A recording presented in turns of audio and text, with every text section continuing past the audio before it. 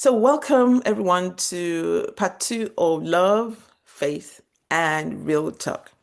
And like I said, last time we talked about dating, we talked about the dynamics. We even had a poll that talked about where we're trying to figure out what was red flags, what was yellow flags, what was green flags. But today we are going deeper because you see, this session really and dating really, it's not about finding the right person. It really should be about who we're becoming before and within love. Because the truth is, it's easy to pray for marriage, but it's harder to prepare for it. And I'm so glad when I guest barrister last week, 𝗟𝗶𝗁, talked about the steps she took to prepare herself before going to marriage, getting into marriage. So today will be reflective because dating is not really about just about who you choose, it's about who you are. So this session is we'll be talking a lot more about wholeness, healing, and also kingdom alignment. And what I would love people to take away from today is I pray that the discussion will challenge some of the narratives that we've held on to. So thank you for joining. But before I bring on the guest barristers, I want to ask everyone in the audience this question, especially those who are single, actually. Those who are single. This is for those who are single, not those, or maybe those who are married could answer it and say they wish they had known this. So, for those who are believing God for to get married, the question is, if God answered your prayer for marriage today, are you emotionally and spiritually prepared to sustain it? Again, if God answered your prayer for marriage today, are you emotionally and spiritually prepared or ready to sustain it? This afternoon, I am so grateful to have our incredible guest barristers with us again, plus a surprise guest barrister.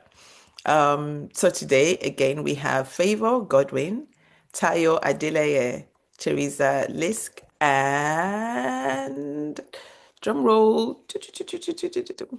Drum rolls. Why are the drums not rolling? And Jeffrey Clarke, who's joining us all the way from Florida. Can we spotlight our guest barristers, please? Can we welcome them? Welcome them. Thank you. Welcome to Hangout Cafe.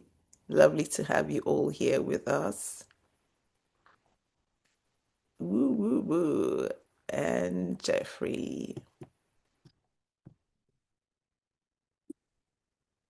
Great. I think, yes, we're all here. Well, welcome. How are you all feeling today?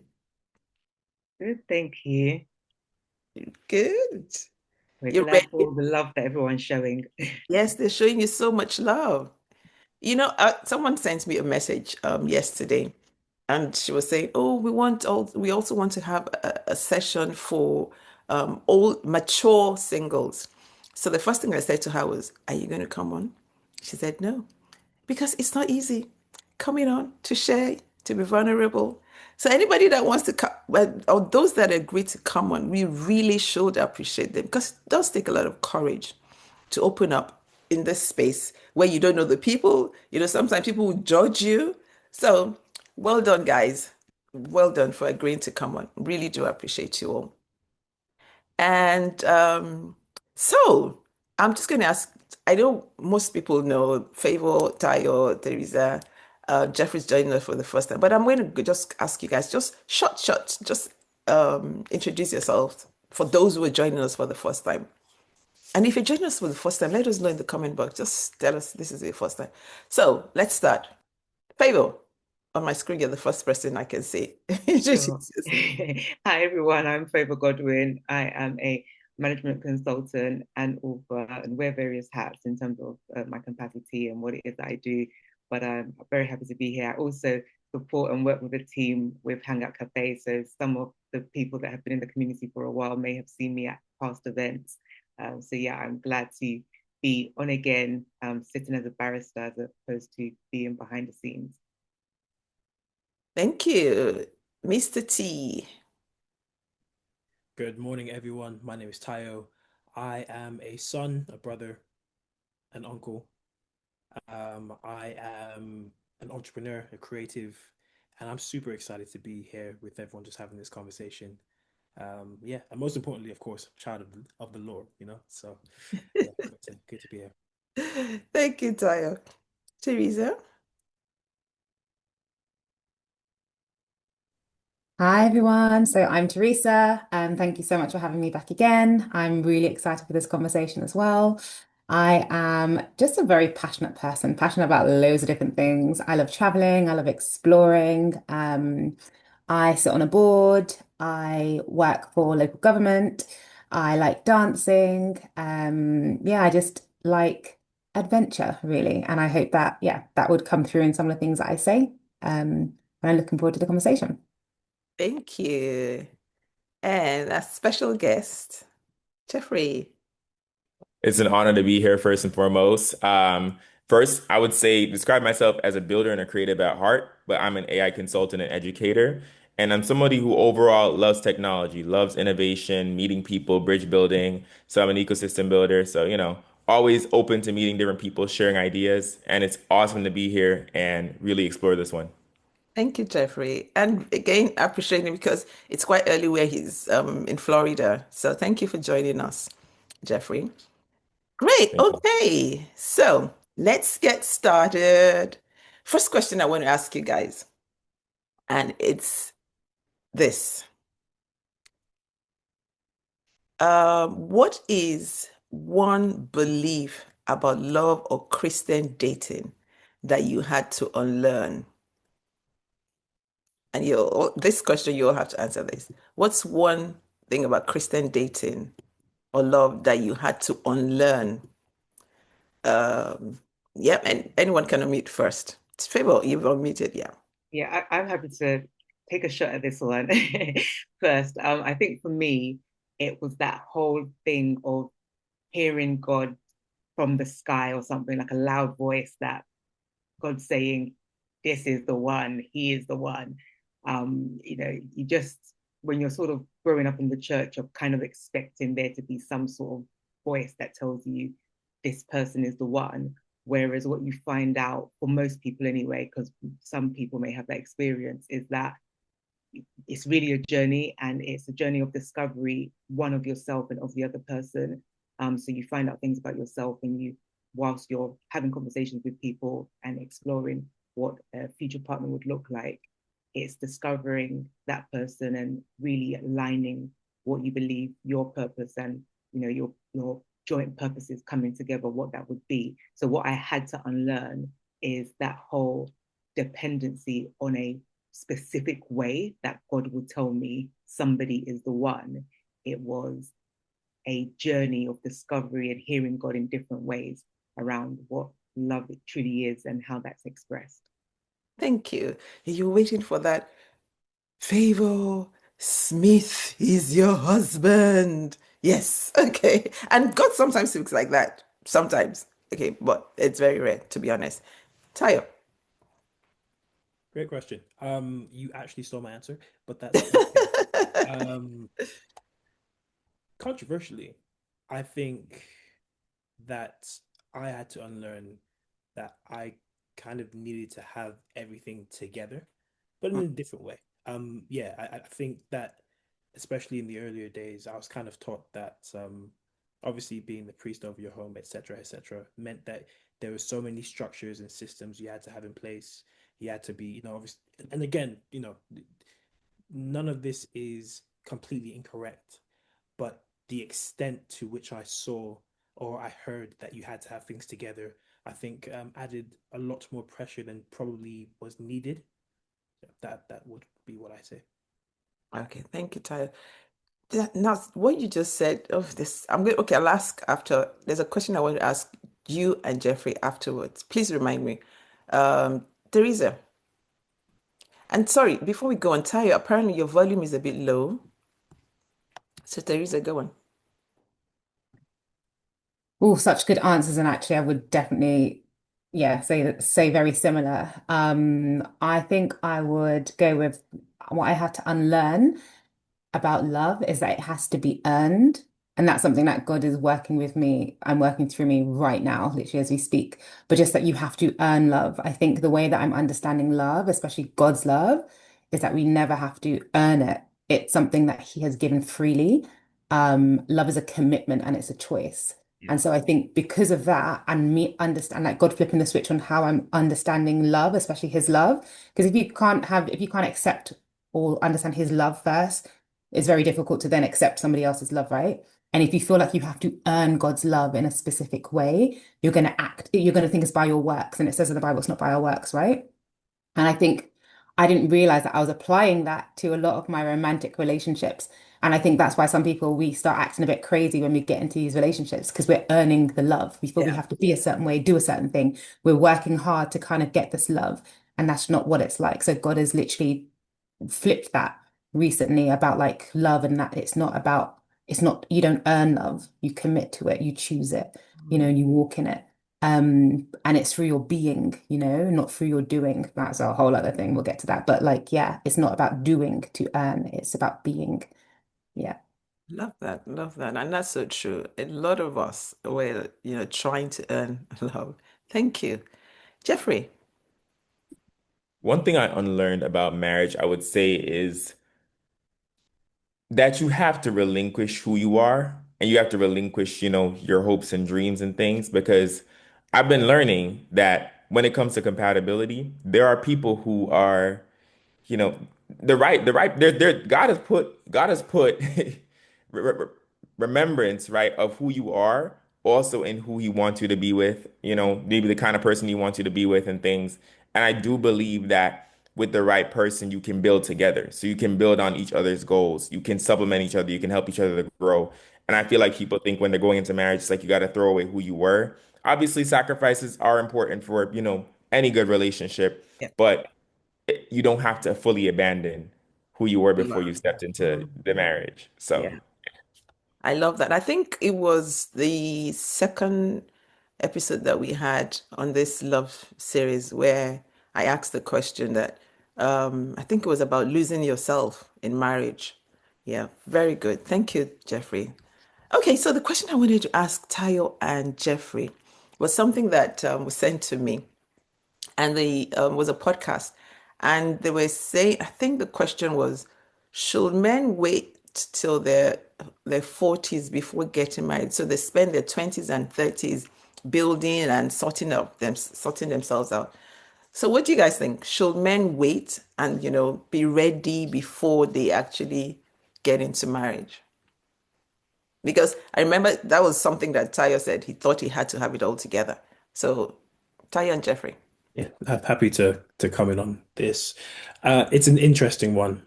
So I never envisaged 40. I think that wasn't sort of in my plans.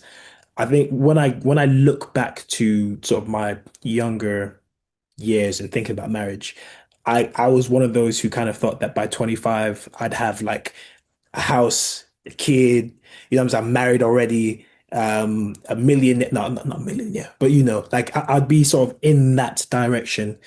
Um, and but I do think that what has been communicated to me has been very much about, yes, sort of having things together. Like the conversations that I have with sort of the general public, or not say general public, like in forums like this, or in group conversations with other people my age, men and women, is that, oh no, you don't need to have everything together. But then I'll speak to like older people and they'll be like, no, no, no, get your money up. Like it's important. Have the structures together, sort your mental health out, all these sorts of things. And so I found, especially in my early 20s, that there was this sort of tension between what I'm being told on one hand and then sort of the advice that I'm being giving on the other hand, and trying to figure out how to balance that. I kind of wanted to have everything together, just so that, because again, if you're raised in a good household, you're going to want to be a provider. You're going to want to have things ready for your family so that you can sustain it and you can start to grow. And so I think a lot of people get it wrong what that actually looks like. And for a lot of us, it's kind of like the first thing is financial, right? So you want to be in a place where you're able to be sort of a financial security for the family that you're going to be building. And so yeah, that's kind of where some of the thinking was. Where I land now is that I have a direction. So I sort of know like the direction that I'm heading towards. So I may not be uh, where I want to be, but I'm on the way.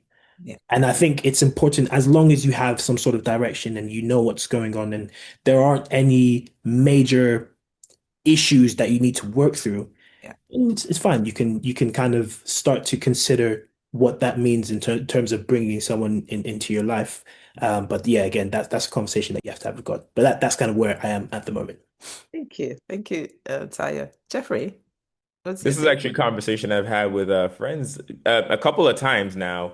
What I will say is I definitely agree with my brother Taya over here. Ty over here. I think it's important to have a foundation, but I do also think it's important to have balance because it's like a vision. One time, Miles Monroe, right, who's a very prolific speaker and man of God, he said, without the vision, you don't know where you're going in the future, essentially, right? And the Bible says, for lack of vision, my people perish.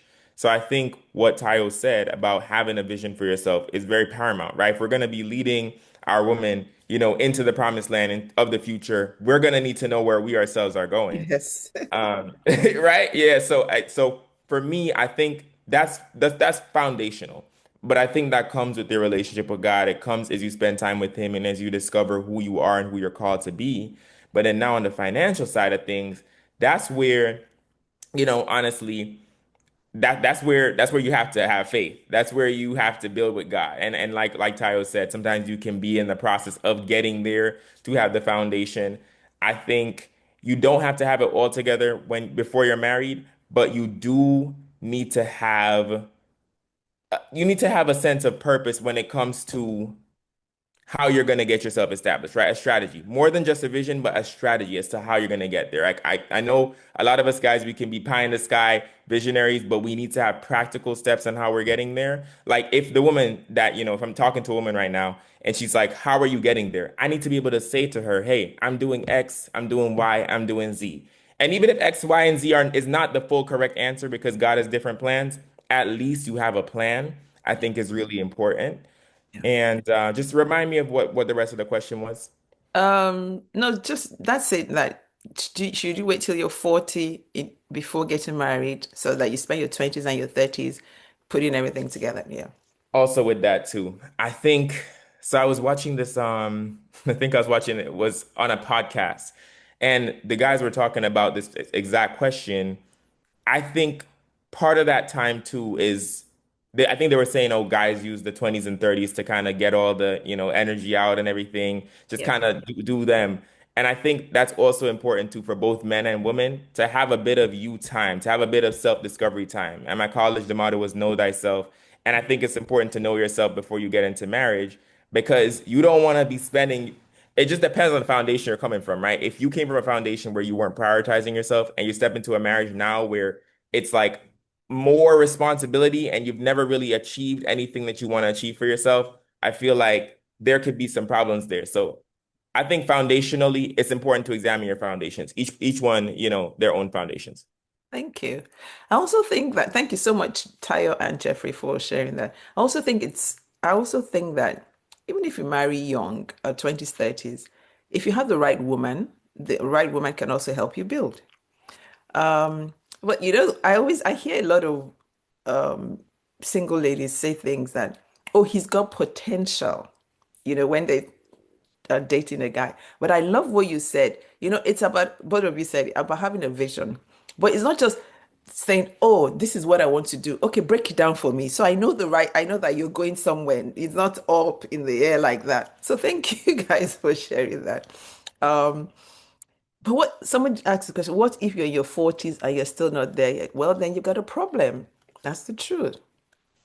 That's a problem because by the time you're in your 40s, we're not saying that you should be a millionaire, but at least you have direction, right? Where you're going. Okay, so thank you guys. Let's go on to the next question now. So we said it's not just about compatibility, it's not just about chemistry.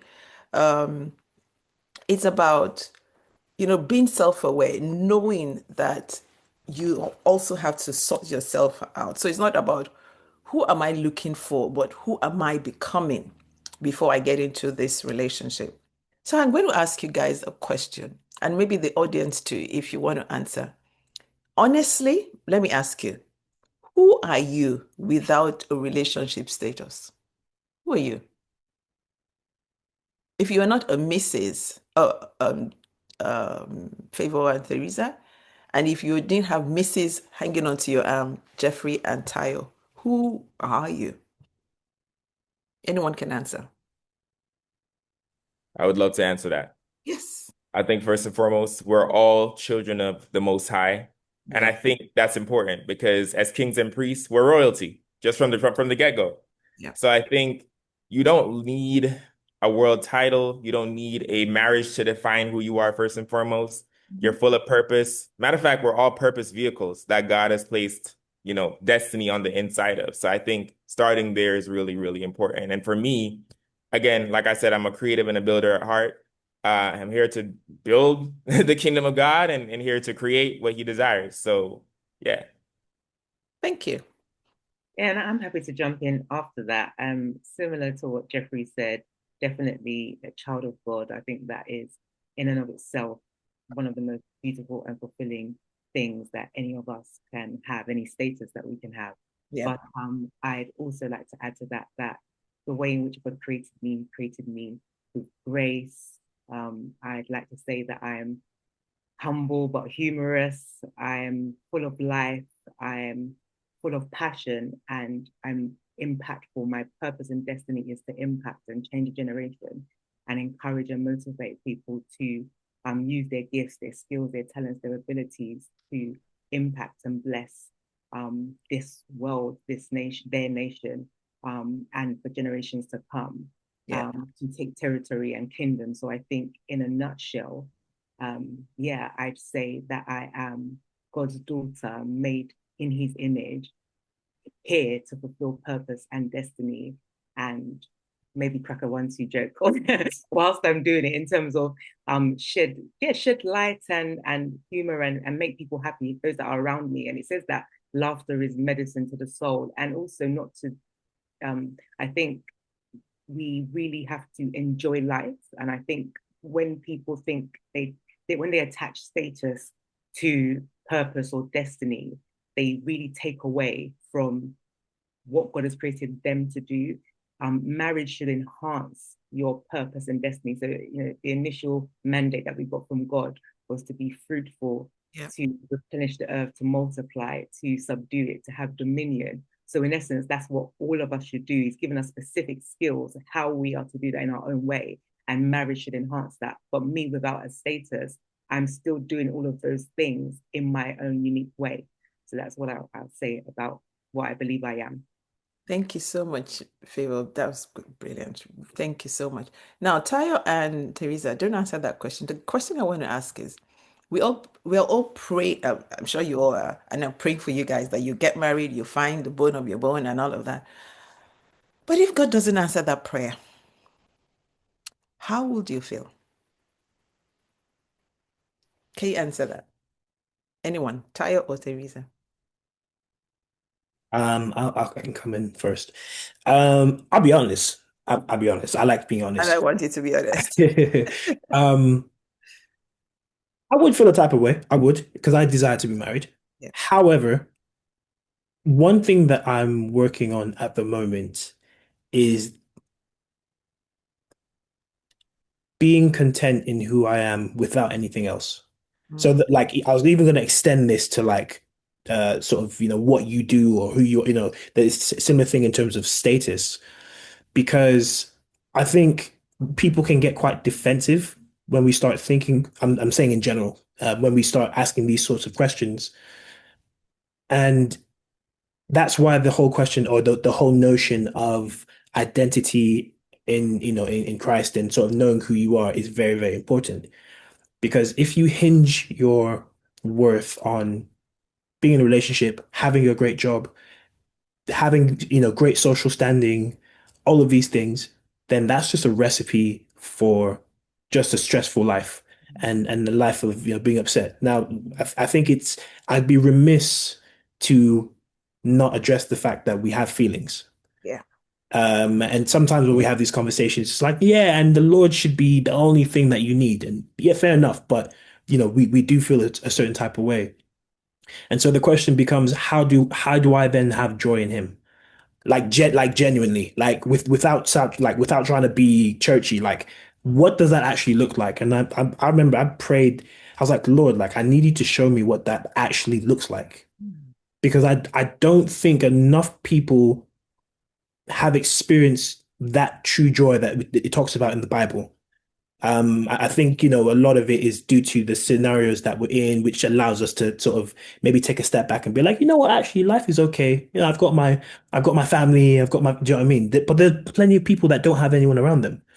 And so, yeah, that's what I'm thinking about. So I didn't answer the question fully, but that's where my head is when you sort of talk about that question. Thank you. Thank you so much. And thank you for being honest. Thank you. Theresa. Yeah, I think, I don't know, it's an interesting one. I feel as though, again, in this kind of space and season that I'm in, the way like God is helping me to understand him more, I think there'll be moments where, I would you have to go through a grieving of the thing that you wanted, right? You've pictured this life and you'd have to grieve that if that doesn't happen. Some people don't grieve it, and that's what the issue is. You stay stuck in this space of like desire or fantasy of things that you've built up and that you expect. And it's just not playing up because you're not aligning yourself to what God has called you to. So there'll be a grieving element, but at the same time, I really believe like exactly what Tayo is saying. It's about if God doesn't want to fulfill my joy in those particular ways, through those particular things, through a husband, through children, he's going to fulfill it in a very different way, right? And I think that's why it's so important to know who you are and not just what you do for other people, what you bring, but just who you are in God, really understanding yourself in God, really understanding how God feels you. I think that's going to be the thing that will bring you through. I feel like if God didn't fulfill that, it's not the end of the world. Honestly, I have a very full life. I have a very like a life that I enjoy. As you see my status, I'm always doing something. I'm living to the fullest, and I think there's something about living to the fullest, making connections with people. As we spoke in the last cafe, there's like, different types of covenants. There's a covenant between you and God, getting that on point and understanding that. Boy, there's so much joy and fullness in that. There's a covenant between yourself and your spouse. That's a man and woman covenant. Then there's a covenant between like other believers. That's fellowship, that's koinonia, right? And I feel like sometimes we're so stuck on that one covenant between like, oh, husband and wife, husband and wife. There's so many other covenants. And if you do those parts right, if you do fellowship well, there's so much joy and fulfillment in that. And it's not that not everyone's going to get all three, right? But there are two that are really important, the covenant between God and everybody else. Not everyone gets the marriage. And so I feel like if you understand those parts and let God speak to you through that, if you build fellowship, if you build community, there will be a level of fulfillment that you will have. It might not replace the thoughts of what you think you would have in like a child or whatever, but there is that. And if God wants me to raise children, I will raise children. They might not be my biological children, but I will get that fulfillment in that way, and I will have that experience in that way. But yeah, don't know. So much, Tayo and Theresa, for answering that question. And I think it's something we need to think about, especially singles, because not everybody's going to get married. As much as we want to, believe and we believe, what's that? Nothing is impossible for God to do. We prayed, we say it, but not everybody. So it's something we need to start to think about that. If God doesn't answer this prayer, will it make a difference in my relationship with God? So thank you. Thank you so much for answering that. The next question I want to ask, and please, folks, if you've got any questions, please put it in the chat box. Any questions for them or any contribution, anything you want to add, put it in the question in the chat box. I keep saying question because of Instagram. So, have you ever, and this requires another, requires you guys being open. Have you ever dated from a place of need rather than wholeness? And what did that look like? Has anyone? If you haven't, you don't have to answer it. But have you ever dated from a place of need? I need that companionship. I need anyone. Favour? I put my hand up just because there was a question that tied into the last question that I wanted to address, because I thought it was quite good to kind of put it out to the forefront. But Okay. I'm also happy to answer the question that you just asked just after it. But it was just touching back on the statement of the statement that says not everyone will get married, and where does that come from? So the actual question was, I wonder why people say this to unmarried people or couples who are waiting for children or marriage, so to speak. Is it coming from a place of encouraging people in Christ, or is it an indirect way of telling people don't have faith, hope that God is going to do it for you?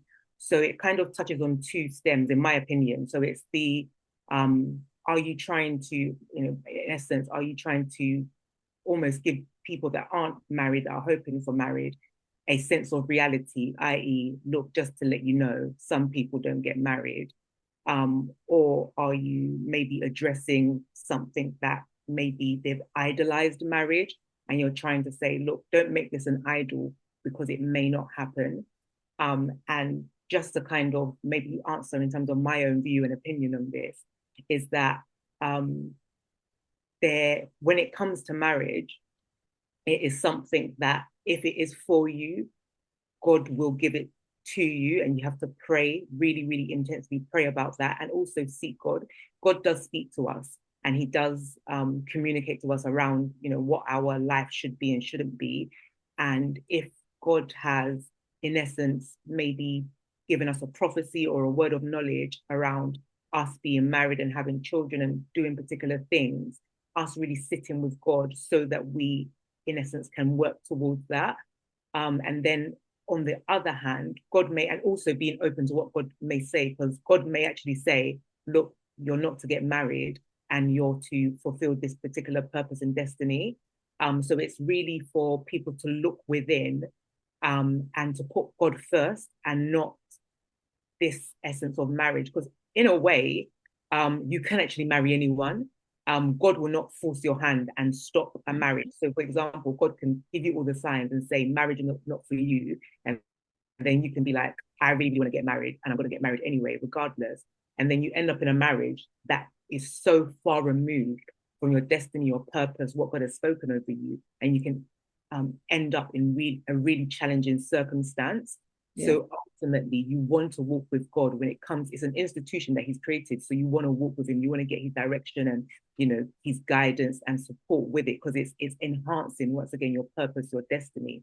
So the real key thing about that is to not idolize marriage, to not be, I want marriage more than God. The first point of call for every Christian is, God, I choose you first. So even if you don't give me what I want, I'm going to submit, I'm going to surrender, I'm going to relent what I want, and I choose you. And in the Bible, it says, delight yourself in the Lord, he'll give you the desires of your heart. So ultimately, if God knows that that's a desire that you truly have, and, he may create grace for you to have that, to have marriage. And if he doesn't, believe marriages, or if he's determined that marriage is not in your destiny, he will also give you the grace to remain single. And you have to lean into God and pray to God and say, God, I really, really want marriage. I really want to be with someone. I really want children. How do I, like Ty was saying, how do I make you number one? How do I get joy in you? How do I appreciate the children that are connected to me? They may not be my biological children, but they are my godchildren. They are my nieces, my nephews. I volunteer in a community where I help children, orphanages, homeless children, just doing other ways to express that love, because ultimately that's what it is. And then, so I kind of, so that I don't go draw too much into that point, but ultimately you've got to look at your heart posture when it comes to marriage. And then if you have waited a long time, so maybe you're 50 and 60 and God prophesied when you're 20 that you're going to get married, do have faith. If God has said that you're going to get married, it may not come the time that you wanted it. And it's similar with children, job, whatever it is in life. Do have faith, trust and believe God. Only because they say not everybody gets married, that may not be the word for you. If God has said to you that you are going to get married, you may get married in your 80s. Sarah in the Bible, Abraham's wife, there were kings that still wanted to marry her when she was 80 and 90. So it doesn't matter what age you are, you can get married, further down the line. So that's just to that point. And then going back to the question you said about were you whole when you have you been in relationships where you were whole and when you weren't whole? And I'd say yes, absolutely yes. I have been in relationships where I was not whole, but I didn't know I wasn't whole. I didn't know that I wasn't healed. I didn't know that I was broken. But it's when the relationship was turbulent and toxic and very far from what God would want from me. That's when the realization that's, allowed me to, and it was me being self-reflective as well, to know that, what, it's not just the person, especially when you find that you're in relationships where there's patterns, you are attracting the same sort of person. And it's just like, okay, maybe it's not the people, maybe it's me, maybe I need to look at myself and, really go back to God and go back to the drawing board. Am I humble? Do I listen? Do I communicate well? Do I communicate my feelings? Do I close the person out? And so I found in the relationships where I wasn't whole, where I was still struggling and broken, it showed, and the relationship wasn't able to thrive and move forward, and vice versa in terms of the person being broken as well. And then now when I date from a place of self-reflection. I always go back to, okay, myself. Like, for example, if me and the person don't see eye to eye, rather than thinking, okay, they're wrong, I'm right, this is absolutely like they don't understand me, or they haven't communicated effectively. I'm like, okay, if they didn't respond to a text, or if they've taken long to respond to me, or if I don't like what they've said, or if they haven't complimented me when I've dressed well, but I always compliment them, what is it within me that I need that response? Why do I need them to compliment me? Or if they haven't communicated, have I created room for them to feel comfortable to communicate? So rather than, ready to go gun blazing, I'm being more reflective, also praying for the person, also going back to God. And also a key thing that I think is important for every person is having mentors, is having counsel. So whether that's peer mentorship and counsel, so from friends, i.e. having a conversation, I'm talking to this guy, this is what he did, this is what I did, what do you think? Having views and opinions outside of myself has really benefited me, and vice versa with my mentors that are have gone ahead of me, that they're married, or that they've been married for a few years, or for maybe an extensive amount of time. Just having conversations with them so I can kind of see, is this just me, or is this healthy? Is this the direction I should be moving in? And that's what I've benefited from in terms of having counsel around me. Thank you so much. Thank you, Favour. Before we go on, I need to apologize, because some people may feel that that's question I asked about what if God did not answer your prayers. I know emotions can be high. I know that this person has said is not helpful or even Christ-like. I am a firm believer in marriage. I believe that God will want us to get married. But even the scriptures in Matthew 19, 11, 12, 1 Corinthians 7, 7 to 8, talks about it's not everybody that will get married. But I believe, when I say that God may not answer, it doesn't mean that I'm saying you don't put your hopes high. God, I don't know what else to say, but I apologize if you feel that it's not helpful. But yeah, I don't know what else to say. But forgive me if you feel that it's not helpful. It was just a question. I just wanted to say, in terms of the actual comment itself, I don't think it's said in a malicious way or in. No, I'm not saying it's because okay, she's put that question, she's responded, but there may be other people who are online that feel that way, and then saying it's only married people that say that, perhaps, maybe, but it's also for you to think, because it is possible that not everything we ask, I mean, think about, okay, outside of marriage, think about it. It's not everything that you ask God for that He answers, right? So it's just to get you to start to think. And sometimes you may need to get to that place and say, God, you know what? Even if you don't do this thing for me, I'll still love you regardless. You understand? And then maybe that's when God will answer. So it is not that, I will never, are you trying to say that I should not even hope or I should not even have faith? No, of course we continue to have faith. Even someone that's ill, that's terminally ill, will continue to pray and have faith until maybe the day God decides to take the person home. No, of course you cannot stop having faith. Cannot stop hoping. You cannot stop believing God. But what I'm just saying, think about it. Maybe we need to get to that place where you're saying, if God doesn't answer this prayer, does that change? Will that change anything? Anyway, so I apologize if anyone feels that it's not being helpful. We're not being helpful in answering them. Okay, let's go on to the next question. What validation were you unconsciously hoping a relationship would give you? Theresa, did you ever hope that being in a relationship will give you a certain validation? And I say this because in the country that I come from, Nigeria, a lot of times people want to get married because of the way you're treated.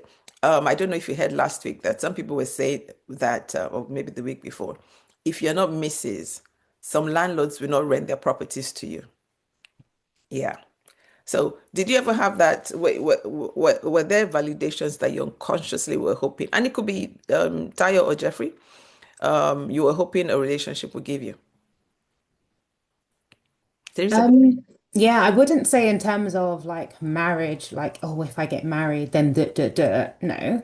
I would say in relationship, I think through my connections, one thing I have realized that I have, I guess, done without knowing, like subconsciously, it's just if I'm in a relationship, I will feel like I am like valued. I will feel like I am needed for something.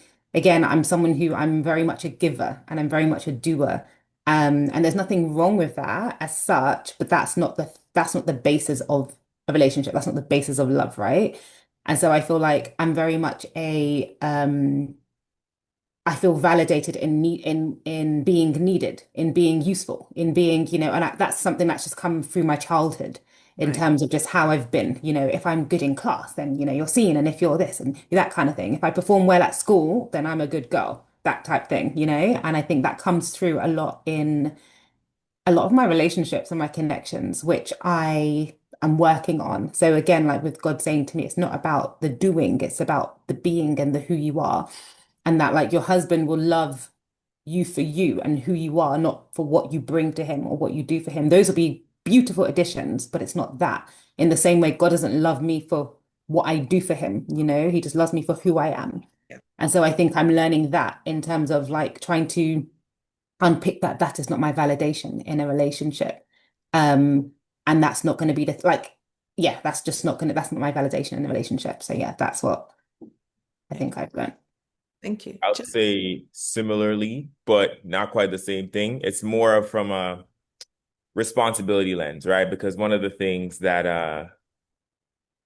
I've seen in popular culture is there's this thing where I've seen it. It's called the term is called weaponized incompetence, and basically it's where there's been certain videos and takes of various people and various women as well saying that their spouse deliberately pretends to not understand how to do things the right way. And I think for me, there's been times where it's like, various women in my life, they've kind of called out the way I've done things, right? As men, sometimes we're very big picture. Sometimes we're not really paying attention to all the details and we might overlook some things. And I think subconsciously, there's times where I felt like, okay, if I'm able to effectively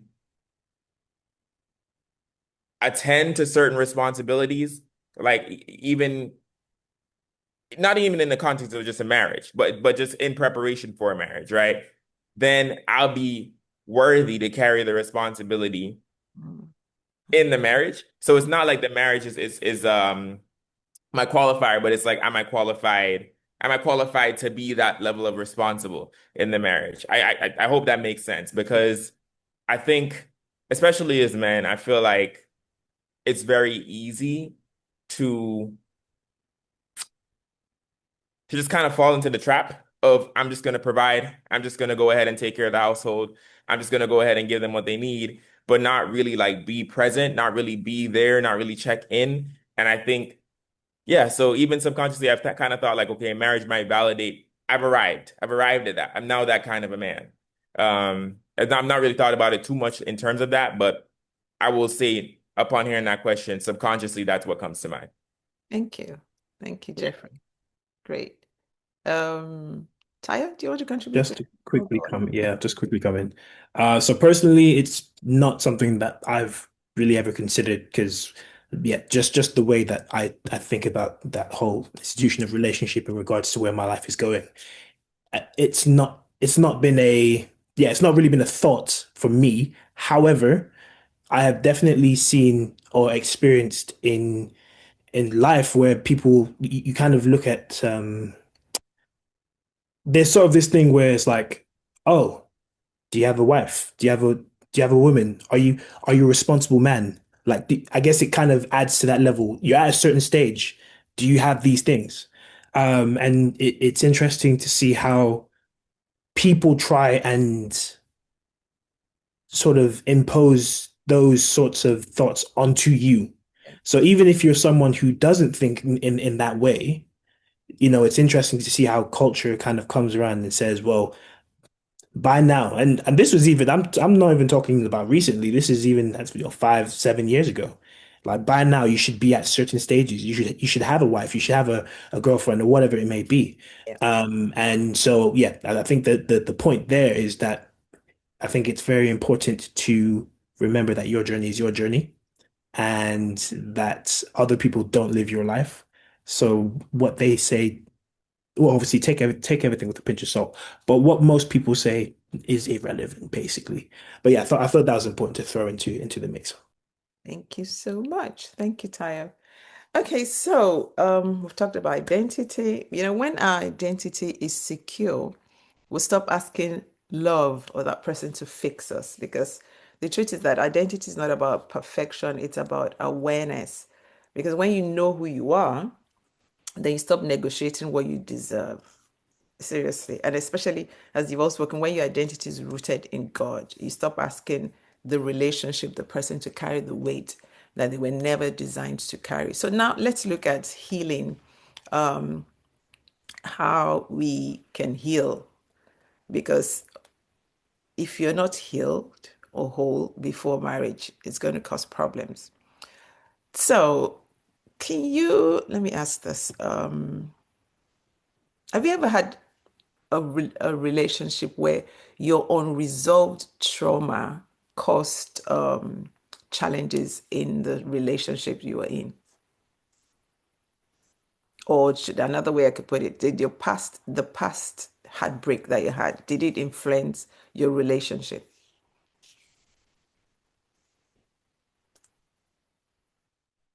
Anyone? I'll come in on this one in a quite an interesting perspective, maybe a bit even light-hearted in the sense of I've been in relationships. Okay, so I'll start this. In my very early dating time, or when I sort of dated, I think like uni days, and this is quite interesting for being so young, but all of my male friends were so generous. So I was treated like a princess. Like everywhere I went, everything is being paid for. I literally did not have to pay for a thing. And then as I got older and dated more, I sort of got the dating, the pool in which I was dating in was wider. It was a wider dating pool. I found that I was dating men that is all this whole 50-50 thing. And to me, there's nothing wrong with it because I've always been in a position where I'm able to pay for myself. It's just that I was in relationship like previously that everyone was so generous. So now when I'm in a relationship where they're expecting, and I won't even say 50-50, maybe they want me to pay for things.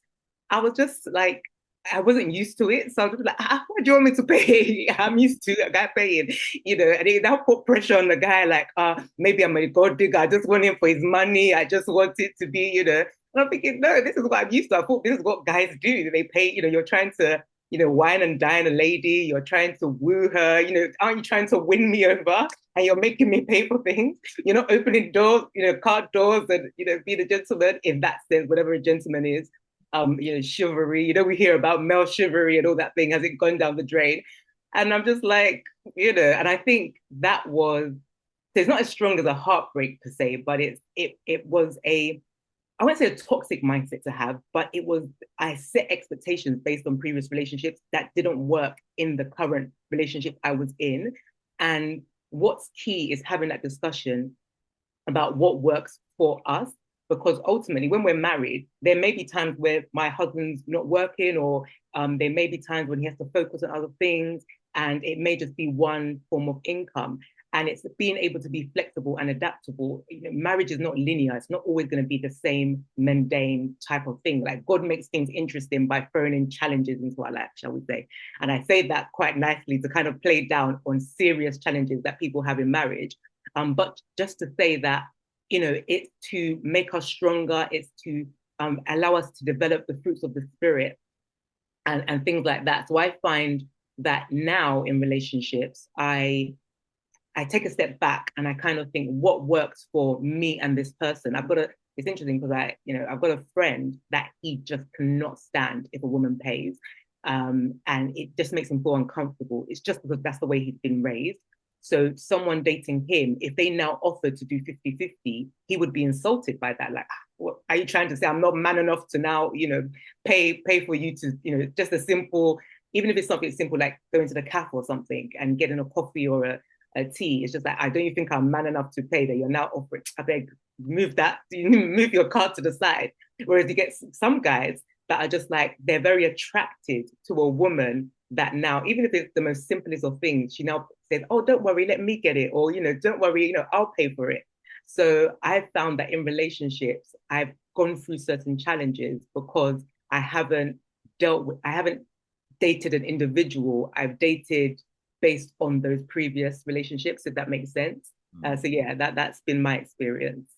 Okay, before the rest answers, I want to ask the ladies here, is there anything wrong in a man, especially if you say to a woman, let's go out on a date?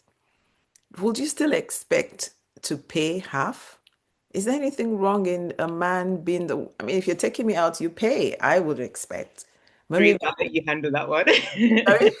I said, I'll let Theresa handle that one. I may be old school, but I've got my opinion, but okay. Theresa, what are you saying? Theresa, do you want to jump in on that? Do you know what? So in terms of if a guy is taking me out, then yeah, take me out. That's what you're doing, right? I would hope that you would plan it as well as pay. I think I would like to also treat my person too. So I would love to take my husband out based on the things that he likes and things like that. And I would kind of pay. But at the same time, I'm like, isn't it just both our money it's both our money, right? So No, it's different when you're married.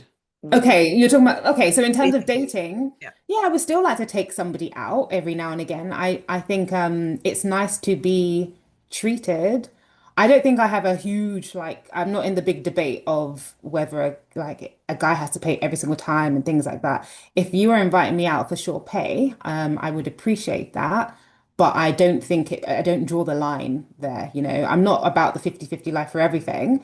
I remember definitely having a conversation with a guy that I was dating, and that 50-50 rule was so hard that it was like, if we were to get married and then you had kids, like how quickly could you be back in work so we can get back on 50-50? I was like, if the 50-50 is that deep, then do you know what? We are not aligned in that way. So I think Favour makes a good point in that does say something about the relationship, about how someone's willing to take care of you and to treat you. And I think sometimes it's more about that women are more stuck on. That's what I'm stuck on. So if the debate goes into all sorts of madness, like, oh, you get me bag, you get me this, I don't care for that because I don't care for those things.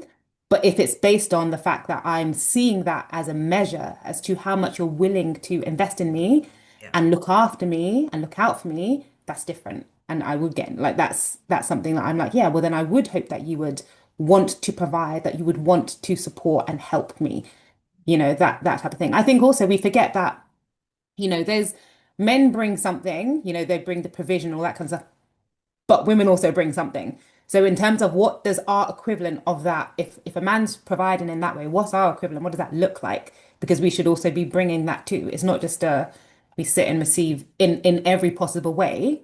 But I do think that I think that there's something in that. Oh gosh, what you just said reminded me of a clip I saw where some ladies were saying that men are now asking women, what are you bringing to the table?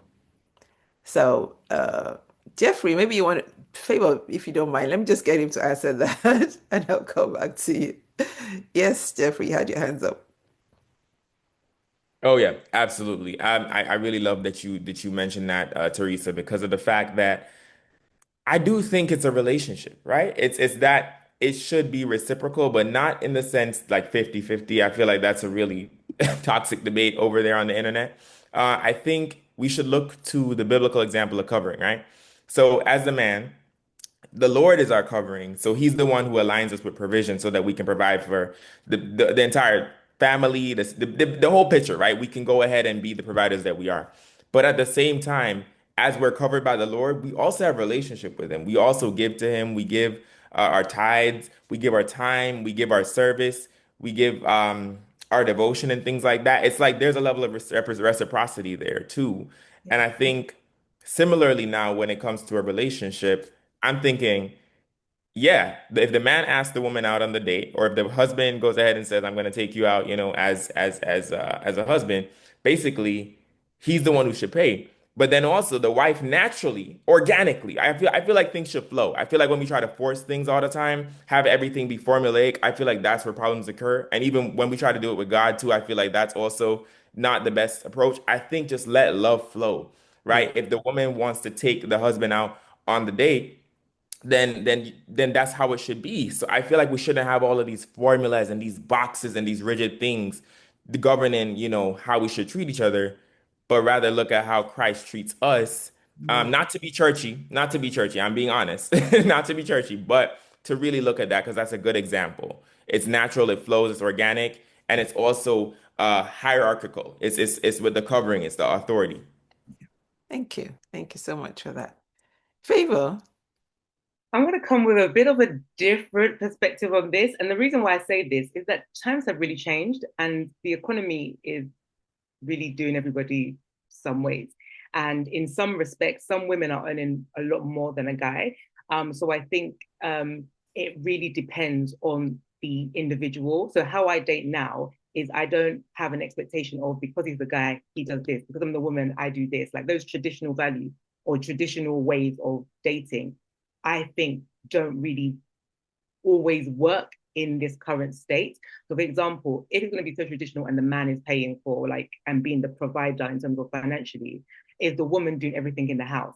So whereas before, there was that argument of, the man is expecting the woman to now work and then also do everything in the home. It's like the woman now is also expecting the guy to work and also do everything in terms of the home as well. So they want him to cook, clean, look after the kids, and then pay for everything. And it's just like, let's help each other out. Let's, let's find middle ground, even with this whole financial thing. And when you're dating, it is slightly different. So when you're married, it's almost like you put everything into one financial pool, you take out from that pool. So when you're going on a date, it's, it may be on most occasions from that joint account. And then it's only, each one of you within that marriage wants to treat each other that you now pull from your own personal funds. When you're dating, a guy can ask you out, but he's asking you out because he's wanting to get to know you. So he's suggesting a meeting point. So if you kind of take out dating from it and you're thinking, when I'm going out with a friend, I may say, oh, let's go to the cinema to a female friend.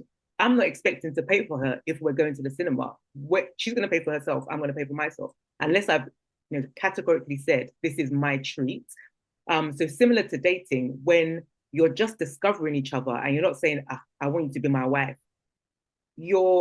unless that expectation is, I'm going to be the provider, some guys are literally inviting a female out because they're trying to get to know her. They're not expecting to be her provider from day one. So I personally haven't set an expectation on any man that invites me out to pay for everything.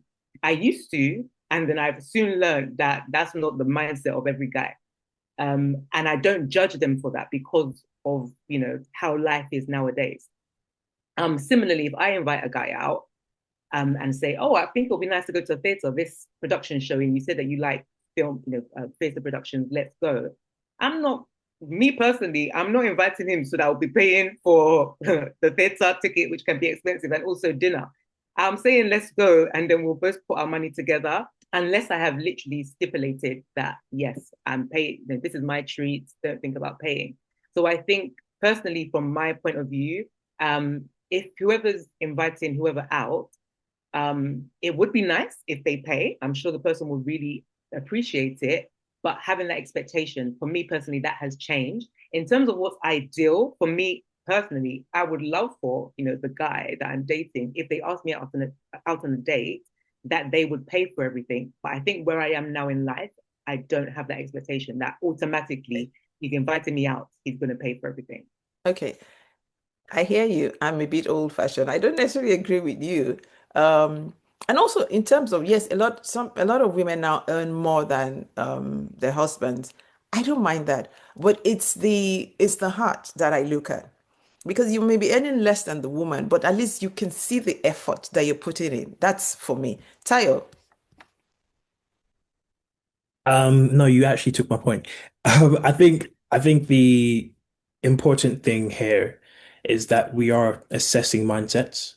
yeah. Um, uh, and sort of to the point about, formulas. I think the whole point of all of this is to understand the type of person that you are just getting to know, who's in front of you. Mm. And so I think everyone just needs to be aware of that. It's not just about the, oh, did he pay? Did he not pay? But you need to understand like who you're dealing with. Yeah. I definitely do think there's, again, I've been fortunate to have a lot of conversations. Um, and I think a misconception that some guys do have is that maybe when you do start to get to know someone, a lady, you need to be that, wow her with all the amazing things to show your security.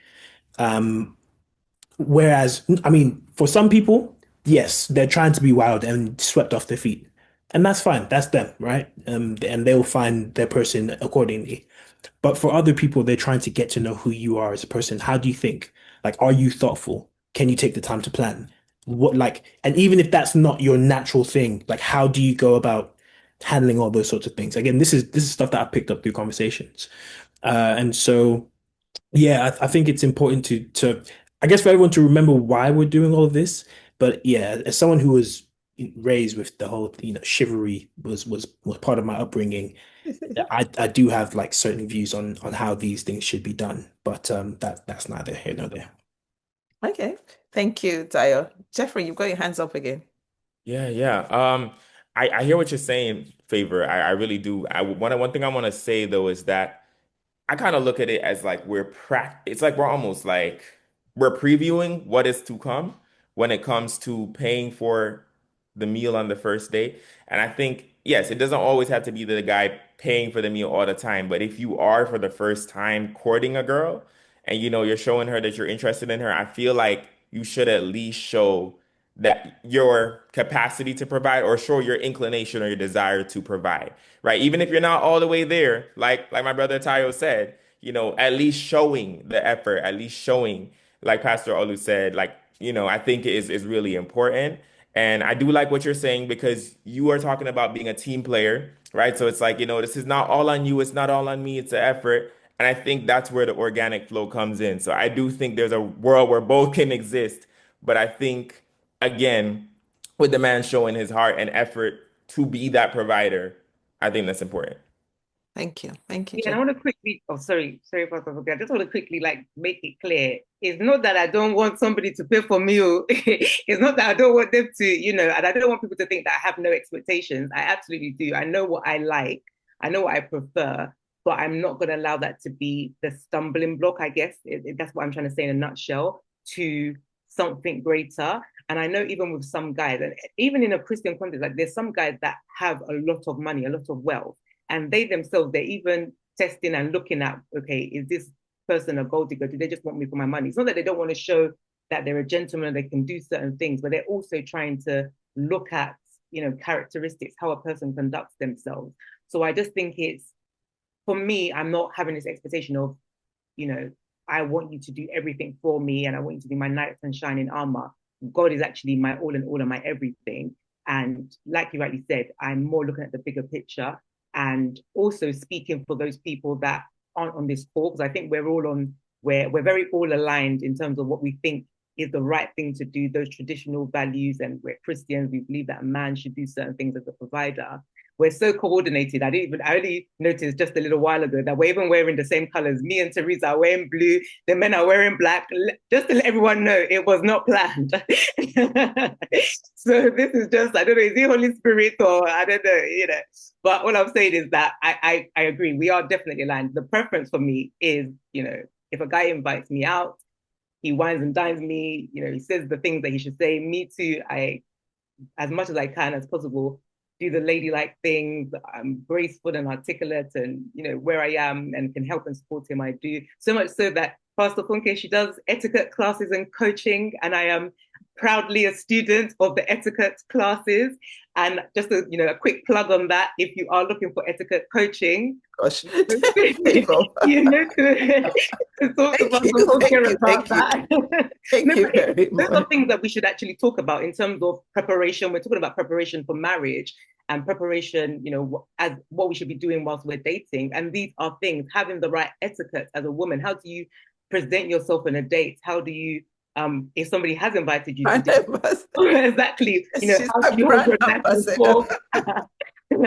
Well, you know, we've got to sell our market, you know, but not just that, it's actually a very beneficial thing that we should all do. Like, we should research how we can improve ourselves, even in terms of education. We should be studying and promotion and trying to promote ourselves in terms of our work, I mean, what we're doing at work, and just being ambitious and have vision. So I think that's all part and part of it. So I just wanted to come in there and kind of say, yeah, so me too, I like to be looked after and treated well. I just also make sure I set my expectations for that as well. So I'm just throwing that in there. Thank you. Okay, we have to come out of, but Theresa, quick, I guess you've got something to say. Yes, okay, move on. Yeah, just a super quick one, and just to say that all of this is down to preference. You know, there isn't a right or wrong answer to this, and I think sometimes that gets missed when we're having these conversations, which is why I don't even go into these conversations so deeply, because it's down to preference. Like, the person who I am, the experiences that I have, the characteristics, the desires that I want, all that will align up to somebody. You know, you come into a relationship and you would discuss these things. You will have a conversation on what works for you. And I think sometimes we forget that. We go into, like, in terms of society and culture, Yeah. we have this set of like, this is what we want, this is how it should be, and we'll go in. And when we don't get that, that's where problems come. So to your actual original question about the trauma, and does, you know, trauma or heartbreak or whatever, does, you know, how that plays out in a relationship.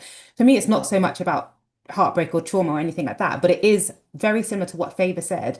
Sometimes it's that mindset and it's the expectation that I have. That's the thing that hinders my relationships, because I come in with like, well, this is how it should be. Who says who? You know, who wrote that script? I wrote the script in my head, and I'm expecting someone to play to a script in my head that they don't even know, you know? And that's what causes problems. I think sometimes it's like these conversations are such pinch of salt for me, because I'm like, oh, if that's your view, that's great. You're just not my person then, you know? Or if you can't find that compromise, maybe we're not aligned in this way. And I think it's really important to understand that we can explain, but we don't have to justify to the point where it has to be the right thing, because everybody's different. That's what I wanted to say. Thank you very much. Thank you. Interesting. This has been interesting. I don't know if I put that much into this, but thank you. Folks, please, if you've got questions, can you put them in the chat box? Because we still have a few more questions that I need to ask the guest barristers. So I won't be able to take live questions from you. So if you've got questions, please put them in the chat box. I really would appreciate that. So let's move on quickly. Do you think it's ever possible for two people to love each other deeply and still not be right for each other? Is that possible?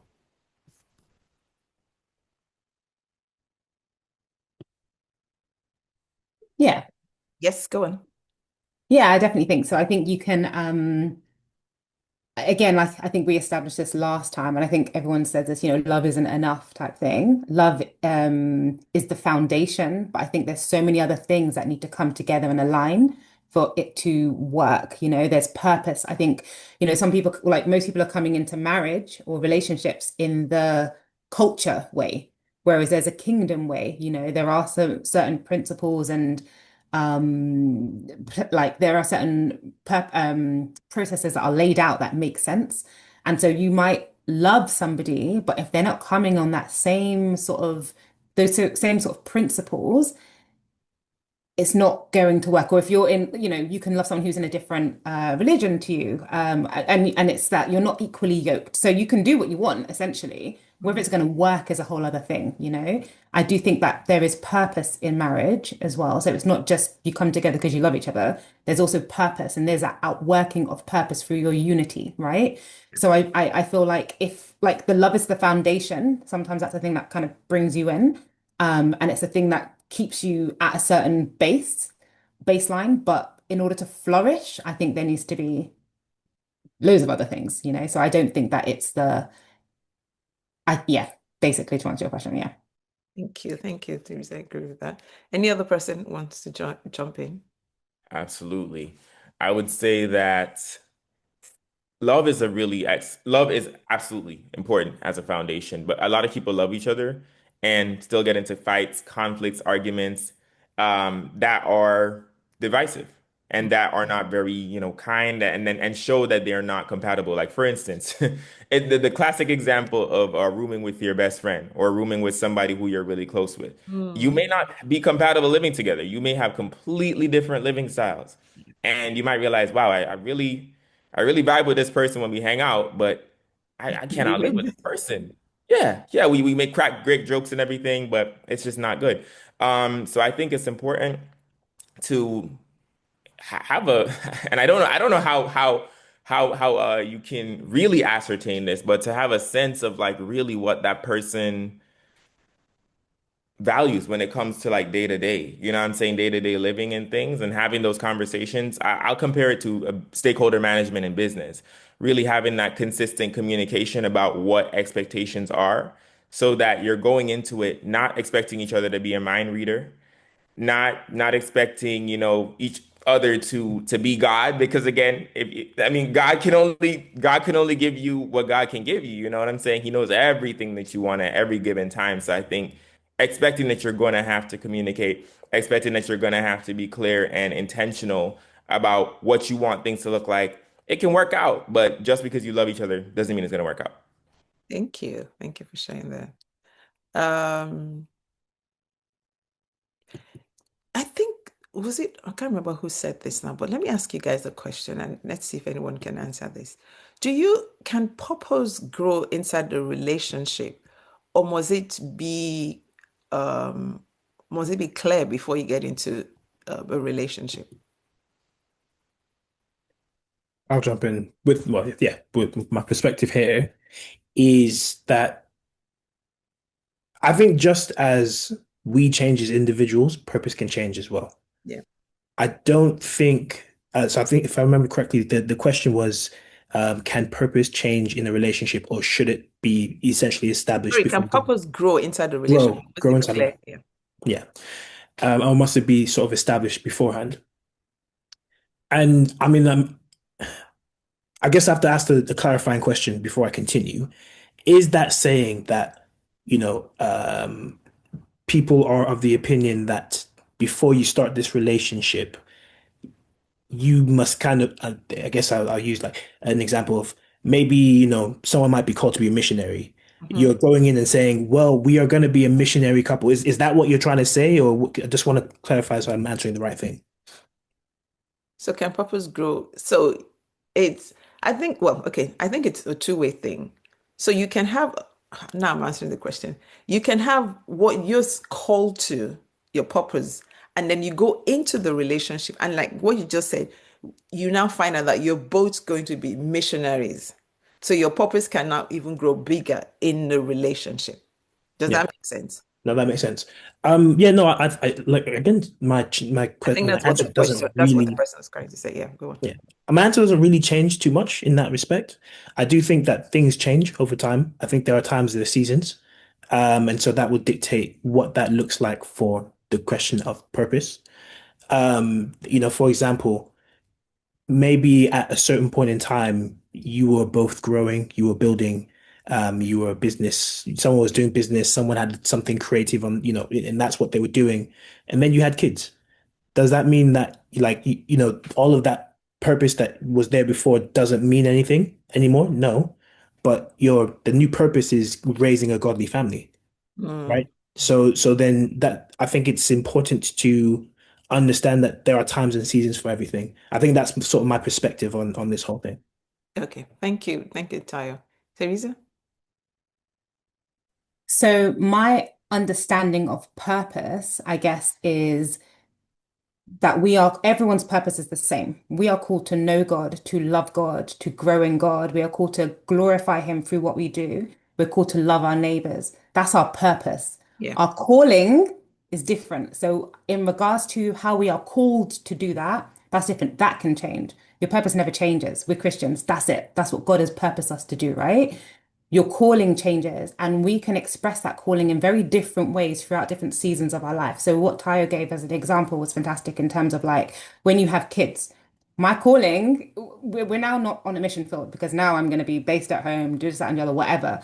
My calling of how I express my purpose is now going to be different. And me and my husband will now need to change or realign or, reconnect or whatever to express that outward glorification of God. Yeah. But in terms of how what our purpose is always going to be the same, which is why you need to find someone who understands purpose in God, be equally yoked to them, and then how God calls you to express that in your relationship season and in all the different seasons of your marriage will be different. So your calling will be different. So yes, can your purpose grow? Your purpose stays the same. You can get more and more and more in your purpose. Does your calling grow? Yes, but it's about being aligned and asking God in each season, God, what's the strategy for this season? Who are you calling us to be in this season? And how do we serve you in that? So I think that, yeah, calling and purpose, two different things. But as a Christian, our purpose is very clear. Our purpose is in the Bible, and that's what we are called. That's what we're called to do differently through those different seasons. Thank you. Thank you for sharing that. Thank you. Jeffrey, were you saying something? No, I was just agreeing. I was out because that's a unique take I've never heard before. Yeah, our purpose is the same, but our calling is different. That's a word that can preach. So yeah, that's good. Thank you. Thanks, Theresa. Okay, there's a question here. Why do some Christians say love is not a lot, is not enough? So she goes on to say love is all encompassing, there's everything good, blah, blah, blah. God is love. So what do you guys think? Yeah, I'll comment on that. I Yes. think that the issue here is that when we talk about love in this capacity, people are usually talking about romantic love. Mm, They're not talking about biblical love as prescribed in 1 Corinthians 13.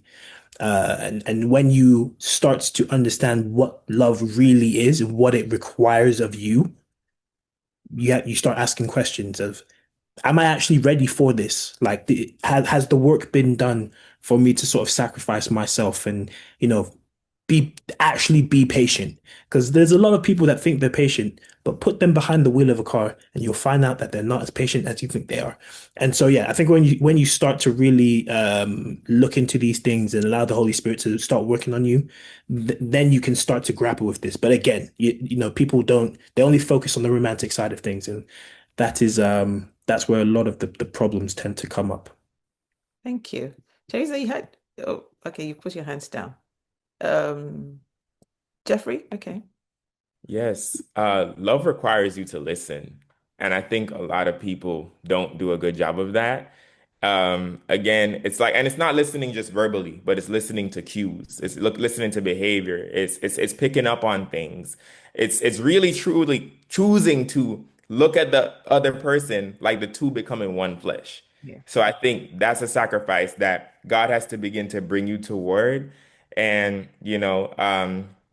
God takes us through different seasons. I'll even say God's been taking me through various things to let me realize, areas of my life where I've not been as mindful and I could be more mindful because, again, it's a sacrifice. You're looking at somebody else. You're helping them to grow in their calling. You're helping them to become all that God has called them to be. And then, one day, hopefully raising a family together. So it's a really significant undertaking. It's a beautiful undertaking, but it's not something to be looked at lightly. It's something to pray into. It's something to seek the Lord for.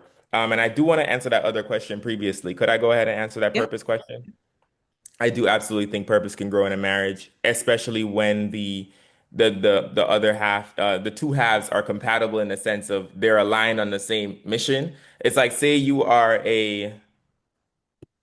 somebody in finance, right? And then your wife happens to be somebody who is very, very creatively minded and, maybe also business minded too. You may know some things about business strategy and she may know some things about the creative stuff. You guys can come together and maybe start a business and the Lord might go ahead and breathe on that. So it's different ways, but I think what's really important is that the two are in agreement because the Lord commands a blessing where there is agreement, where there is unity. So again, we want the blessing of the Lord. We want to agree, but we want to make sure that we're not rushing in saying that we agree because we like the idea of marriage as opposed to actually being committed to it.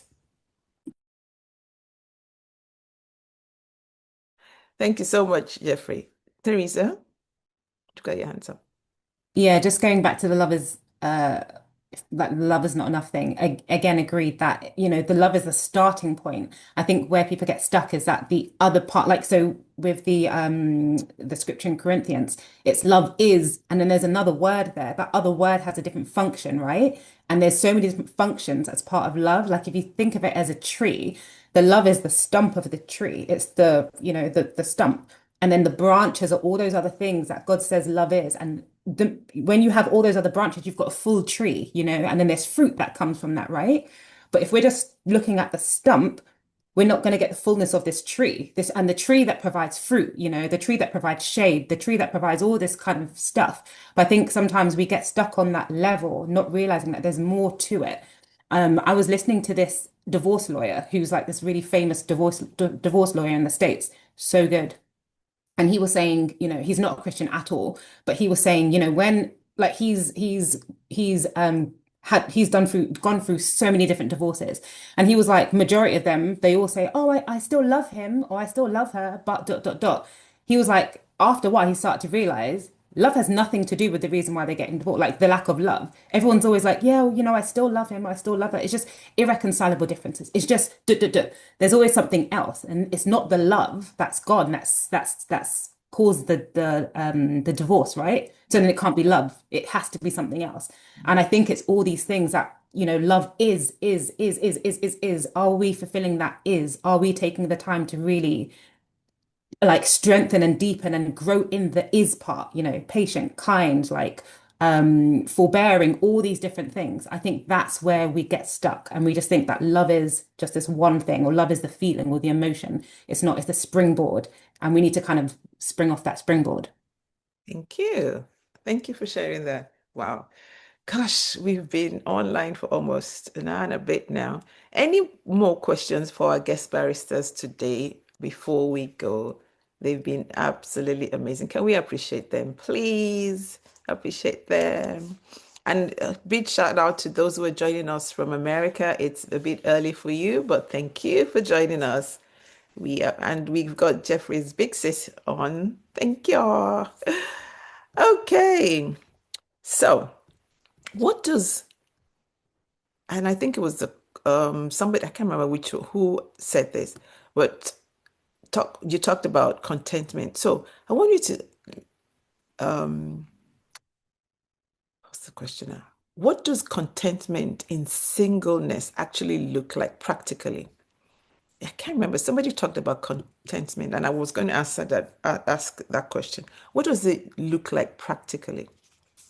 I'm happy to jump in on this one. I think for me, it's living a full life, and a full life to me looks like spending time with my family, embracing and receiving their love, and also giving love to them, my parents, siblings, nieces, nephews, cousins, aunts, uncles, extended family.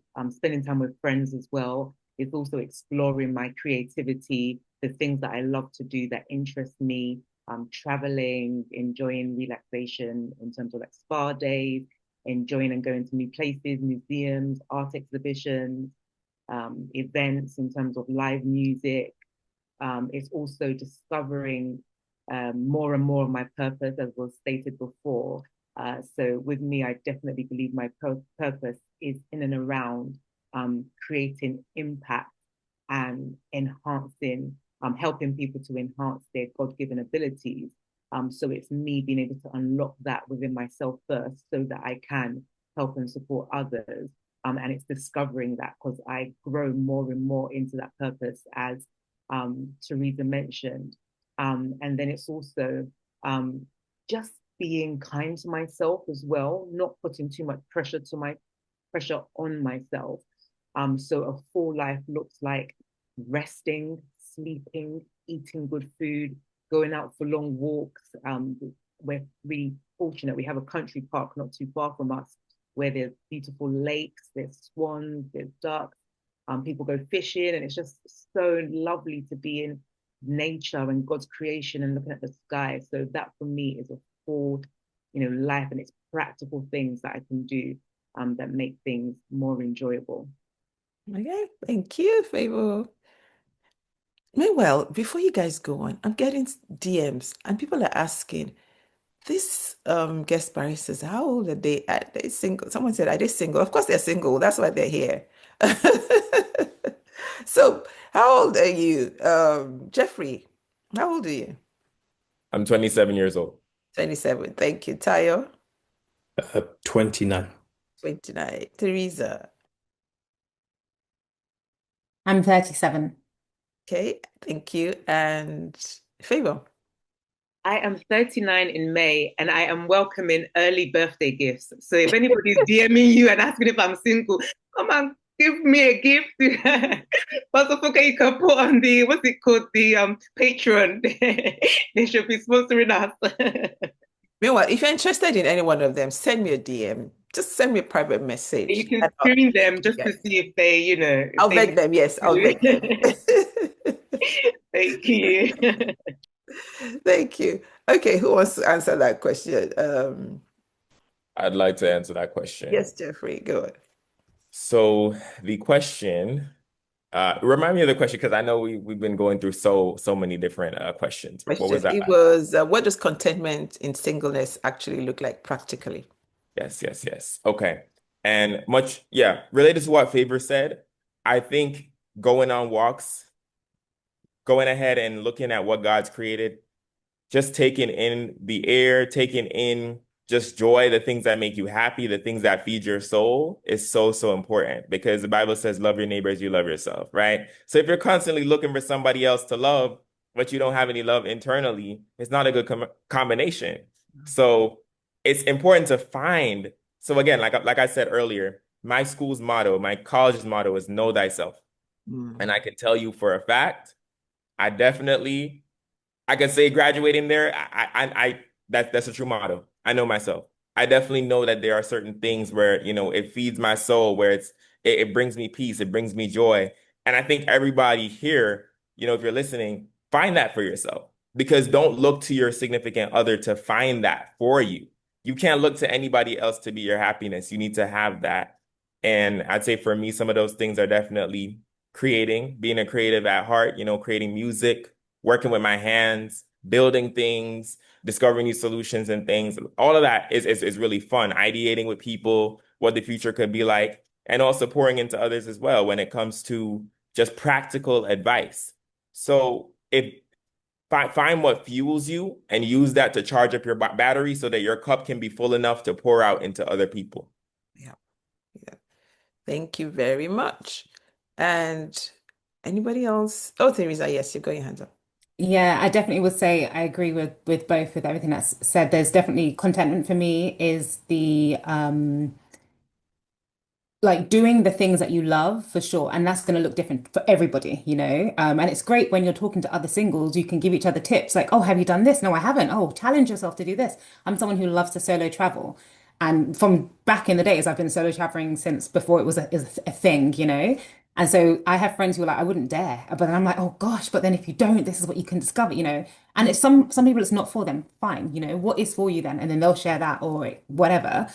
But there's also that, so there's that kind of outward expression of like the things that I love and the things that I'm learning. And again, like I'm someone who I like to go to a mountaintop in a random country and just look out in awe and just see the goodness of God. Like there's something about the discovery in your singleness. And I feel like there's like, going to different places, speaking with different people and seeing God in different ways and different people, right? Because every single one of us is an expression of God that we will not see in anyone else. There's something so unique And I love trying to find that in people, you know, and just finding God in different parts of like the things that I love to do. I love to dance, you know, that I get a lot of fulfillment in dance. I love to socialize, be with friends. But there's also something about just the abiding, you know, and that's what I'm learning. Abiding in God. Oh my gosh, rest, you know, really resting in Him, trusting Him like to lead me, to guide me, trusting Him to just love on me. You know, those things are so important. I think what Jeffrey said just now triggered a really good thought of something that God told me the other day. And it was about like, you know, because he was saying, you know, it's not about you going into a relationship and expecting that person to give you happiness. It's not. Actually, it's about what happiness can you bring, you know, in this space, right? And like for me, it feels like whenever I'm going different places in different seasons, I'm collecting happiness. I'm collecting experiences that actually are going to be a joy to my partner, that are going to be a joy to my children, and should be a joy to the people around me now, you know? So the experiences and stuff that I am building, you know, they are building me as a person, but these are things that I'm going to share with like my family, right? So like literally God said to me the other day, like again, it's not about like what you do, it's about just who you are, your essence. That's the thing that your husband's gonna love, your essence, the who you are, and building that and really understanding and discovering what that means. Who are you and me, you know? And not because of what you're doing, not because of all that, just who are you, you know? Love that. And so he was speaking to me about essence and just about beauty. And he asked me to go and research what beauty means. And I went and had a look. And he was saying that, you know, your beauty is when, like beauty is when your essence comes in alignment with your expression, right? It's the alignment of it of the alignment of essence and expression. If you don't know your essence, how what are you expressing? What are you truly expressing? Mm. And for me, my essence is that it's the likeness of God. You know, we're made in His image and His likeness. So understanding the likeness, like your femininity, your softness, you know, what just your character, you know, those things. And God has been talking to me about a lot of things, but yeah, it was really about like bringing that. And then he was saying to me, like, you know, in terms of like your husband, the things that I love to do, like I love to just, again, go travel, be on a mountain, look out, Please just just like, stop. for goodness. Sorry, Jeffrey just Mhm. asked you to please repeat that again about. Yeah, so just beauty is an alignment of essence and expression. And essence is really just who you are, like in God. And for me, God has been showing, like, he's been talking about femininity. And I was like, what is femininity, Lord? The way that the world defines femininity, it's very different too, because it's been very sexualized. It's been very, you know, everyone's doing it a particular way, whatever. But God told me, this is what he told me. You know, I don't know about what everyone's got their thoughts, whatever, but like, femininity for me is the Holy Spirit, right? Femininity is a part of God, like is an energy from God, right? And because it's been so perverted, like the world has taken it and we've perverted it. So there's so much imbalance in this world, as we know. But like for me, it's the kind of like when I'm in God's likeness, I'm expressing that. That's my kind of essence, you know, what I bring. And we've all got a different version of it, you know, it's not going to look the same, but we bring that. And when we align that, you know, with expression and that comes out, it's just so beautiful. We're really showing ourselves in a way that, yeah, only like we're showing ourselves in a way that reflects God. Again, God said to me, like what I will bring to my husband is a part of God that only I can bring him. He's never going to have seen it anywhere else. And it's the same with my husband to me. And and that's when I'm in my fullness, you know, that's when I'll be able to really show him God in a different way. But if I'm trying to like be like everybody else, if I'm trying to align to everybody else, he's not going to see God in the way that God wants him to be seen, right? And so he was saying, like, you know, when you travel and things like that, like all these nice places you're going to, by all means, take your family there, stand on the top of a mountain and show him how you see me, the beauty of how you see me when you look at these cliffs, when you look at the waves, when you look at these are the things, these are the nuggets that I'm learning now that I can keep for myself because they are for myself in terms of how God reveals himself to me, but how I can, you know, show my family, how I can show my children, how I can show my husband. So I think there's something in like there's a level of contentment in singleness that I'm really learning about, which is about like the learning, the gaining, the curiosity, but also just the being in God and like his essence and who he is, and then just how I express that naturally, just as a person, like through love, whether it's through patience, whether it's through kindness, whether it's through just gentleness, all these different kinds of ways. And I think that, yeah, there's something about really learning and growing that's really important to kind of fulfill your contentment in this season. Thank you. That was good. Thank you. Thank you so much. Okay, coach. Oof. So many questions coming in now. Okay, Tayo, how does one establish friendship in the midst of dating? How does one not move too fast? Great question. Um, I I think it's important. I guess it depends on the context. There's a lot of context that needs to kind of be fleshed out to fully answer the question because it depends. Like, are you meeting this person in church? Are you meeting them at like event, like a there are different events that happen. What was the way that you met them? But I think it's very important in a relationship. Personally, it's very important in a relationship to be friends with whoever your partner is going to be. And so a lot of that is self-work. And what I mean by that is, are you able to take a step back and ask yourself the question about like, intentions and if you're getting caught up in the romance, etc., etc. But you have to intentionally work on what it means to get to know someone Yeah. and like think about who they are as a person. Because I guess you can ask like the way I think about it is if I think about someone and I ask myself objectively, would I be friends with this person? Like, because bearing in mind, like I've said this in the previous session, I've got female friends. So like I can actually ask this question to myself, would I actually be friends with this person? Um, that helps me to understand at least the baseline of where things are. I'm not saying that like if the answer was no, I wouldn't proceed, but it allows me to sort of think. So I think a lot of this is like thinking things through. Yeah. I think there's also um there is there is help. It's helpful to have like community around you so you can bounce ideas and understand sort of like whether you're thinking things too deeply, especially if these people know you. So for example, let's just say, you're getting to know this person and you feel like maybe you've got a good rapport, you've got a good friendship, and I speak to Jeffrey, for example. He might start asking me some questions, and he might ask like, have you inquired about certain aspects of her life? Like, do you even know these things about her? And then that might be able to let me know, oh, maybe I am getting a bit caught up in the romance or whatever it may be. Um, but I think it speaks to the whole issue of foundations and what do you want to build your relationship on, and that has to be very intentional, regardless of how you meet, regardless of the circumstances. So let's even say you because actually this is but so I know this happened to someone I know. My friend was on holiday. She was reading a book, and some guy basically came up to blocked the sunlight, and was trying to speak to her. And then she was like, "You're blocking my sunlight. I'm trying to read." And now they're married. So it's like that may happen, but then what do you do afterwards? Like it it might, like how do you start to implement thinking as if you were friends. So like I've evaluated the friendships I have in my life, and I think everyone should at some point. You start to think about like what makes a good friend to me. Mm. What do I need as a friend? And am I being a good friend to that person? And if it's just romantic and you're just thinking about, oh yeah, I need to be a provider and I need to, sweep her off her feet and all these sorts of things. I think you're going to miss um a lot of the important foundational bits. Now, the other side of that is what does that look like from a practical point of view? Again, very much depends on location, very much depends on your context.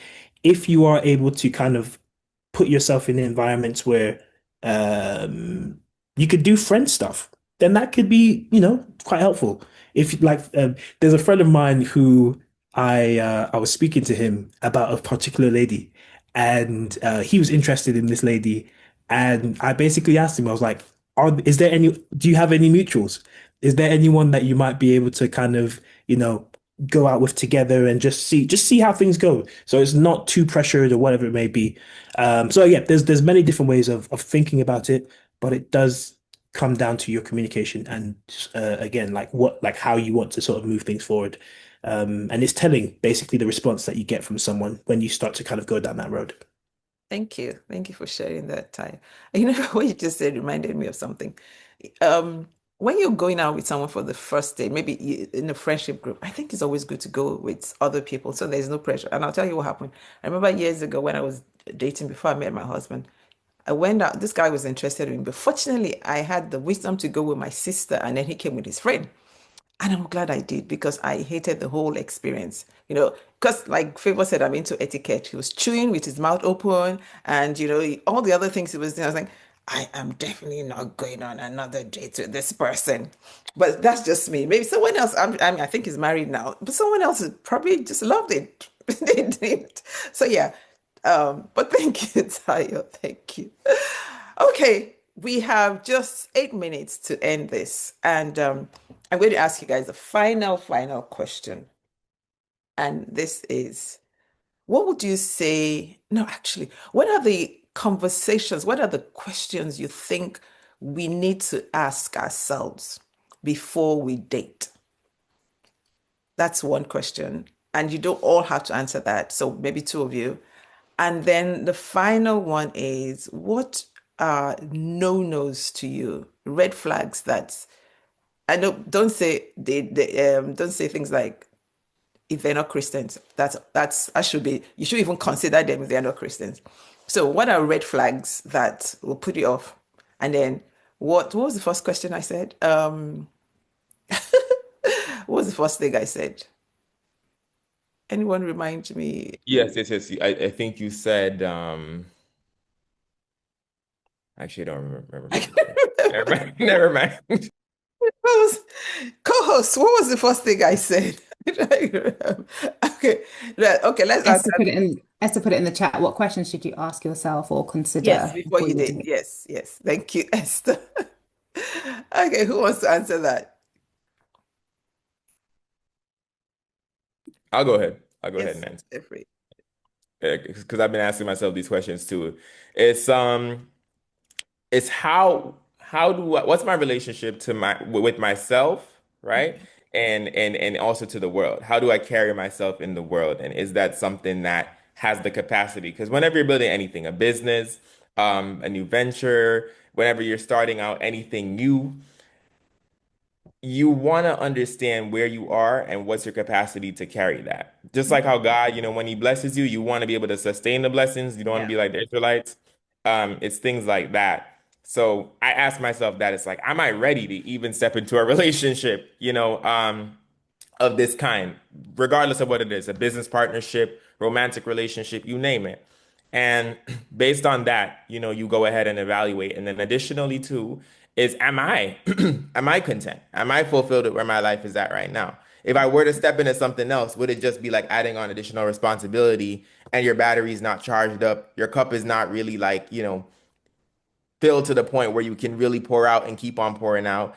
Uh, these are all really important questions because you don't want to go into a marriage unfulfilled and feeling frustrated and carrying the weight of the world. And then now you're having to um, go ahead and quite literally look after, and pour into another person. And you want to pour into them, but nonetheless, you also have to be enriching yourself as well. So I think those are really important questions to ask. And additionally, is what do I want out of a marriage? What does a successful marriage look like? Defining success. Yeah. Having that. It doesn't have to be specific metrics or numbers and everything. It could be for some people, but it's like, how would you want your family to look? How would you eventually, if you want to raise children together, how would you want that to look? What's your game plan, when you're going in? I think those are all really important questions. Very, very, very good. And I love that. Do you have the capacity to sustain this relationship that you're getting into? Because a lot of times we want to get into the relationship just for the sake of it. Everybody's dating. I want to date. I want to get married. But do you have the capacity to sustain the relationship? Great one. Yeah, any other person wants to answer that particular question, or do you want to answer the red flag question? Theresa. I'll answer that question. I think, yes, agreed. I would ask myself, like, where is my relationship with God? Just how secure do I feel in my relationship with God? What are my wobbles? What are the obstacles and where am I still growing? Doesn't mean to say that there has to be a certain level, and then I'm just like this perfect Christian, and then, doesn't mean that, but it just means like, what are the things that are going to trip me up? My baseline should be where I'm at with God. That's my baseline for getting into a relationship, you know, and then building on that because it's a ongoing journey. I would definitely ask myself, look, am I ready to be in a position where I'm having to consider somebody else for the rest of my life? And I'm not saying, you know, just consider them in everything. You know, that's, you know, taking into consideration that there's going to be someone there. I can't just do what I want, when I want, how I want all the time. So that's because that's a lot of freedom to give up. I think we sometimes don't realize the level of freedoms that you need to give up, and we want to bring our freedoms into this space, right? So it doesn't mean that you lose your freedom, but it just means that you have to consider, you know, somebody else's well-being, somebody else's time, somebody else, things like that. I would also say, am I ready to serve? You know, because I do feel like there is a laying down of self Yeah. that needs to happen. So am I ready to serve to that level? When it comes to like dating that's heading towards a marriage, so courtship. And do I really know what marriage is? Like in terms of like dating, fine, but we're leading to a marriage. That's the whole purpose of this. Do I know what that actually is? You know, what does that mean? What does, again, like I said in our first conversation, what does covenant mean? You know, what does that actually mean in terms of like God? If I want a marriage that's a God ordained kingdom marriage, what does that look like? You know, practically, what do I have to learn? What do I have to unlearn? Things like that. And then obviously the more the softer skills, like, you know, again, like communication, conflict. Have I grown and learned in these type of things? You know, those would be my questions for myself. Thank you so much, Theresa. That's another good one. Really good. I love what Tayo said, put in the chat box. He said, I think we need to ask ourselves, where's it gone to? The question, will I date myself? Will I date myself? That's I feel like everyone's gonna say yes. I feel sometimes I feel like some people are just we're just so unrealistic true. that we're just like, yeah, we, you know, just if we're really honest, because we sometimes can't see ourselves properly. So we're gonna say, yeah, of course I would. You know, I just think that's that question. It's a good question. But ask somebody else that question to be really honest about you. Would you date me? You know, and then you know, that kind of thing. Maybe But ask would your you? sister or brother. Exactly. Oh, I asked my sister, she can tell me, you know, this to work on, you know. But I think sometimes we can be so self-absorbed that we miss the real question in that, you know. But anyway, that's a whole other thing in itself.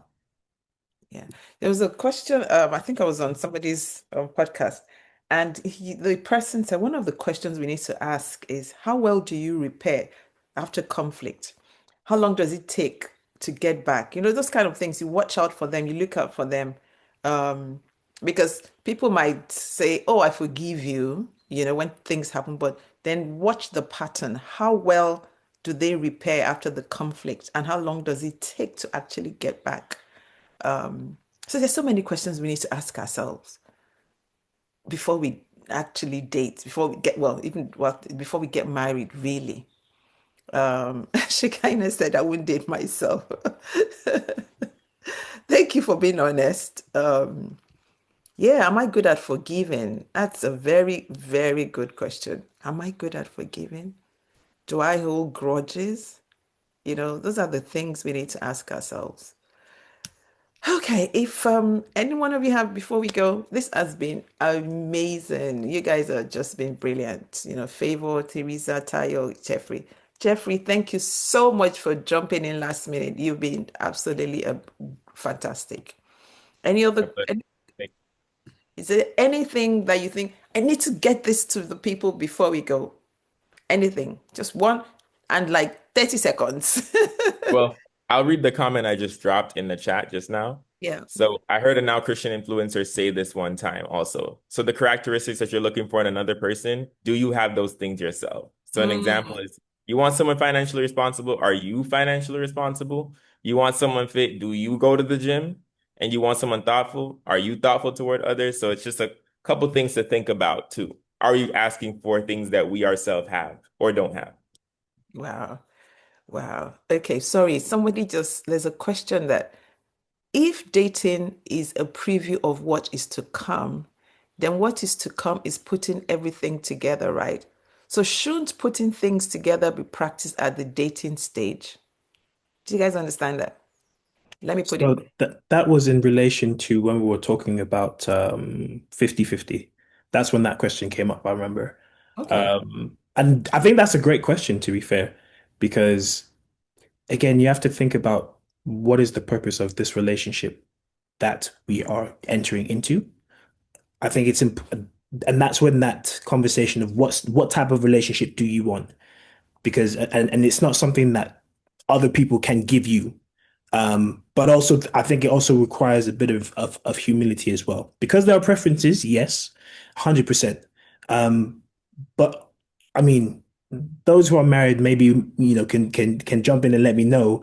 But what you expected when you were going into this relationship called marriage and what you received and what you had to learn are often there's often two different sort of they're often two different things. Yeah. And so I think when I guess when we have too rigid a view of how things should be done when we go into dating, it causes a lot of tension.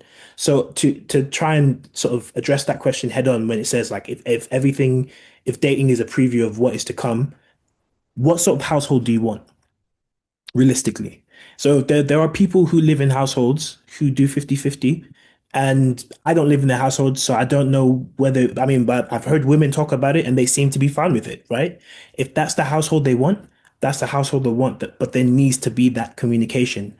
But actually, yes. And for that reason, I'm controversially so. I don't believe in putting your best foot forward. And what I mean by that is I don't believe like the way I date is I don't put on a facade when I date. People are not going to see the fully prim and polished version of myself, which I can't maintain. Because I've one thing I've heard a lot is this is in culture. Don't introduce me to a vibe you can't maintain. So I'm not gonna meet you and then take you to the Shard for the first date if I can't afford it and that's not my usual lifestyle or that's not something that is within the way that I live on the daily. I'm bringing you into a life that I like to live.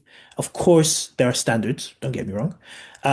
So yeah, I think we should be practicing sort of we should be practicing putting things together, but I also don't think we should be doing marriage stuff in a relationship. I do think there is process.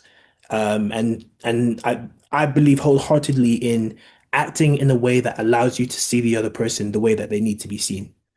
So if and that goes with the whole thing of financial dependence. Like you don't want to be too financially dependent on someone that you're dating because you might overlook certain things, for example. So yeah, that's kind of my approach to that question. I hope that answers it. Thank you so much. Thank you. Does anybody want to jump in quickly before we go? Yes, Theresa.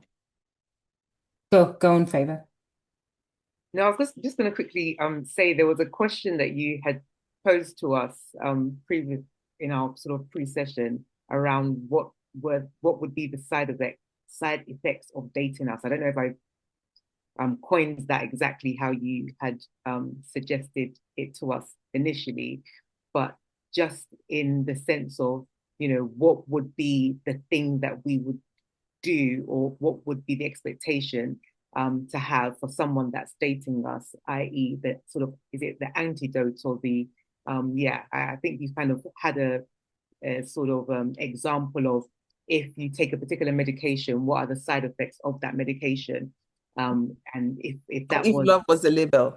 yes, if love was a label, yeah, to that effect. I don't know the exact phrase you said, but you said, for example, if love was a label and someone was dating us, what would be the side effects of dating us? I think that was kind of the question, and the other guys on the call can tell me if it's slightly wrong or if there's more to the question.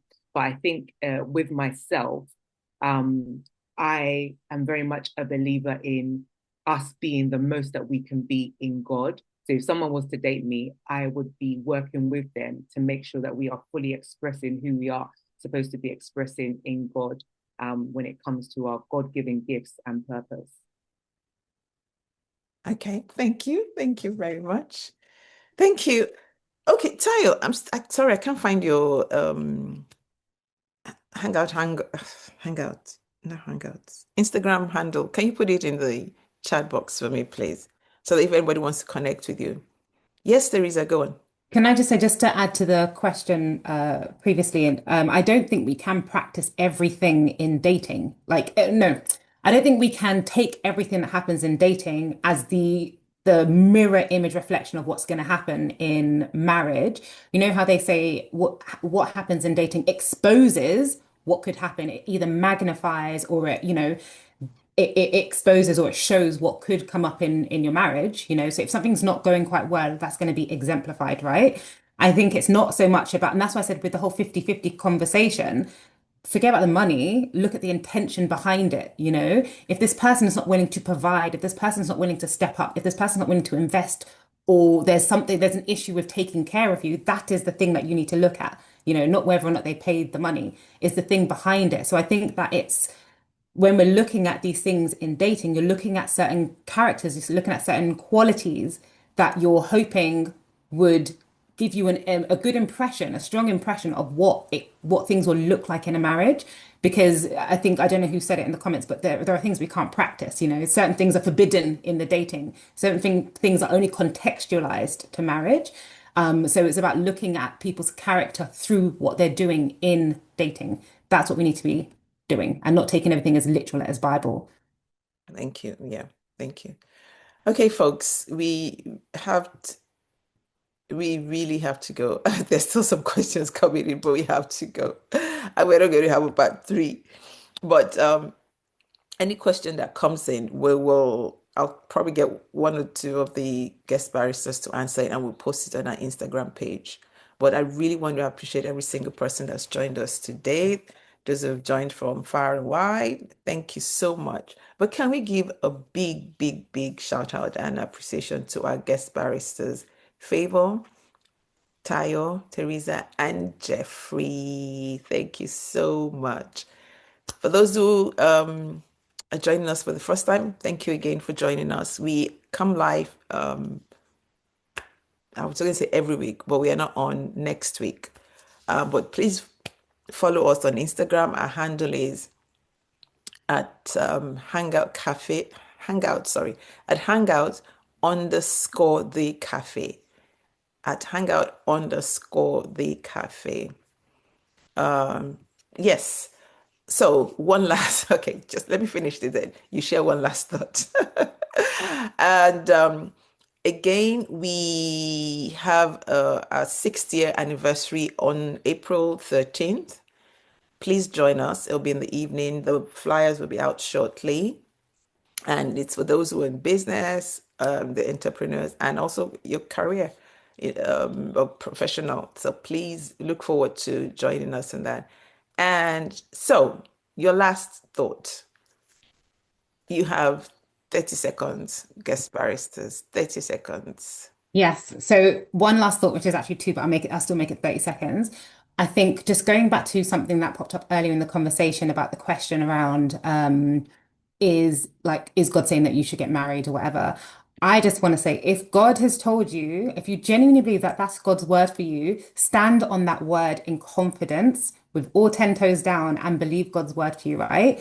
And just don't be discouraged. I really just believe that sometimes it's not about, I think sometimes we get offended on that particular question because it brings up something in us, maybe something that's to do with a lack of faith, maybe to do with whatever. We've taken our eyes off it. It's got nothing to do with that person asking the question. It's something in us. And it challenges us to really just think, right, am I really trusting God for this? Am I believing God for this? What is going on with me? Take that question back to God and be like, God, if that is you and you have said that, then I'm going to trust and stand and believe, find people that can align with whatever. But I just think that there's something about that question that reveals something in us that we need to deal with, as opposed to asking people to stop asking. Makes no difference, right? So if you believe that that's what God has told you, stand on that. That is between you and God. I believe it. So even sometimes asking me that question, I just want to be like, well, it's not going to happen because that's what I believe, but whatever. Anyway, the second thing, I think really, really earlier on, somebody spoke about marriage was a different concept back then, because we were talking about something in particular. I cannot remember, but it was like, oh, it was a different concept back then. I don't know if you guys remember. Marriage has not changed. Marriage will always be the same. Marriage is foundation, what God has ordained and said marriage is, the thing that has changed is the culture. So Yeah. I think we need to understand marriage is marriage. God has spoken it and it is what it is, you know. When we believe, it's similar to the whole purpose and calling. Purpose is your purpose. We've all been called to the same purpose. Your calling, what that looks like each time is different. But in terms of marriage, marriage is foundational. That is what God said it is. The culture is changing. So the culture back in the days when some people on the call got married, very different. And the culture that brought you into that, the mindset that you had coming into that is different to the mindset now. However, marriage is marriage. And I feel like it's really important to understand that they're two different things, you know? And so I think that understand, and that's what I mean, like, what is marriage? Understanding what it is and how God has said it is, or God has created it to be, is the thing is the thing that's really gonna save us in the end, you know? So aligning with that and coming into alignment with that is so important. But yeah, the concept of marriage has not changed. Marriage is always the same. The culture of marriage and the things surrounding it, that's what changes consistently generation to generation. I just wanted to highlight that. That's my final Thank you. thought. Thank you, Theresa. Okay. Who wants to go next? Okay, Favour. 30 seconds. Theresa, you answered two questions. More, it was more than 30 seconds. Favour, 30 seconds. I'm timing you. So just for anyone that wants to continue to stay in contact with us, myself, Tayo, and Theresa are part of a community called Becoming. We're hoping to have an event on the last weekend in March. So we'll share the information with Pastor Funke and she can put it on the platform. So anyone that wants to remain engaged with us and see what we're doing and continue these conversations, you will be able to interact with us. We'll do events and stuff like that. So that's my final words, is to connect to Becoming. Thank you. Okay, Tayo. Yeah. The last thing for myself is that relationship is a lifelong journey of learning. It is a relationship. I love that. Okay, Jeffrey, last but not the least. Man, you took mine a little bit, but I would say I would say that mine is humility and alignment are key. Even on this call, I've learned so much, and it's always important to open your ears to wisdom and realize that you're growing. You're constantly learning and growing, and as long as you have love and God as the foundation, you can become the person who can sustain a successful marriage and, build. Thank you. Thank you so much. You guys have been, oh gosh, this has been good, really good. So again, I want to thank our guest baristas, Favour, Jeffrey, Theresa, and Tayo. Thank you so much. And that's it for today.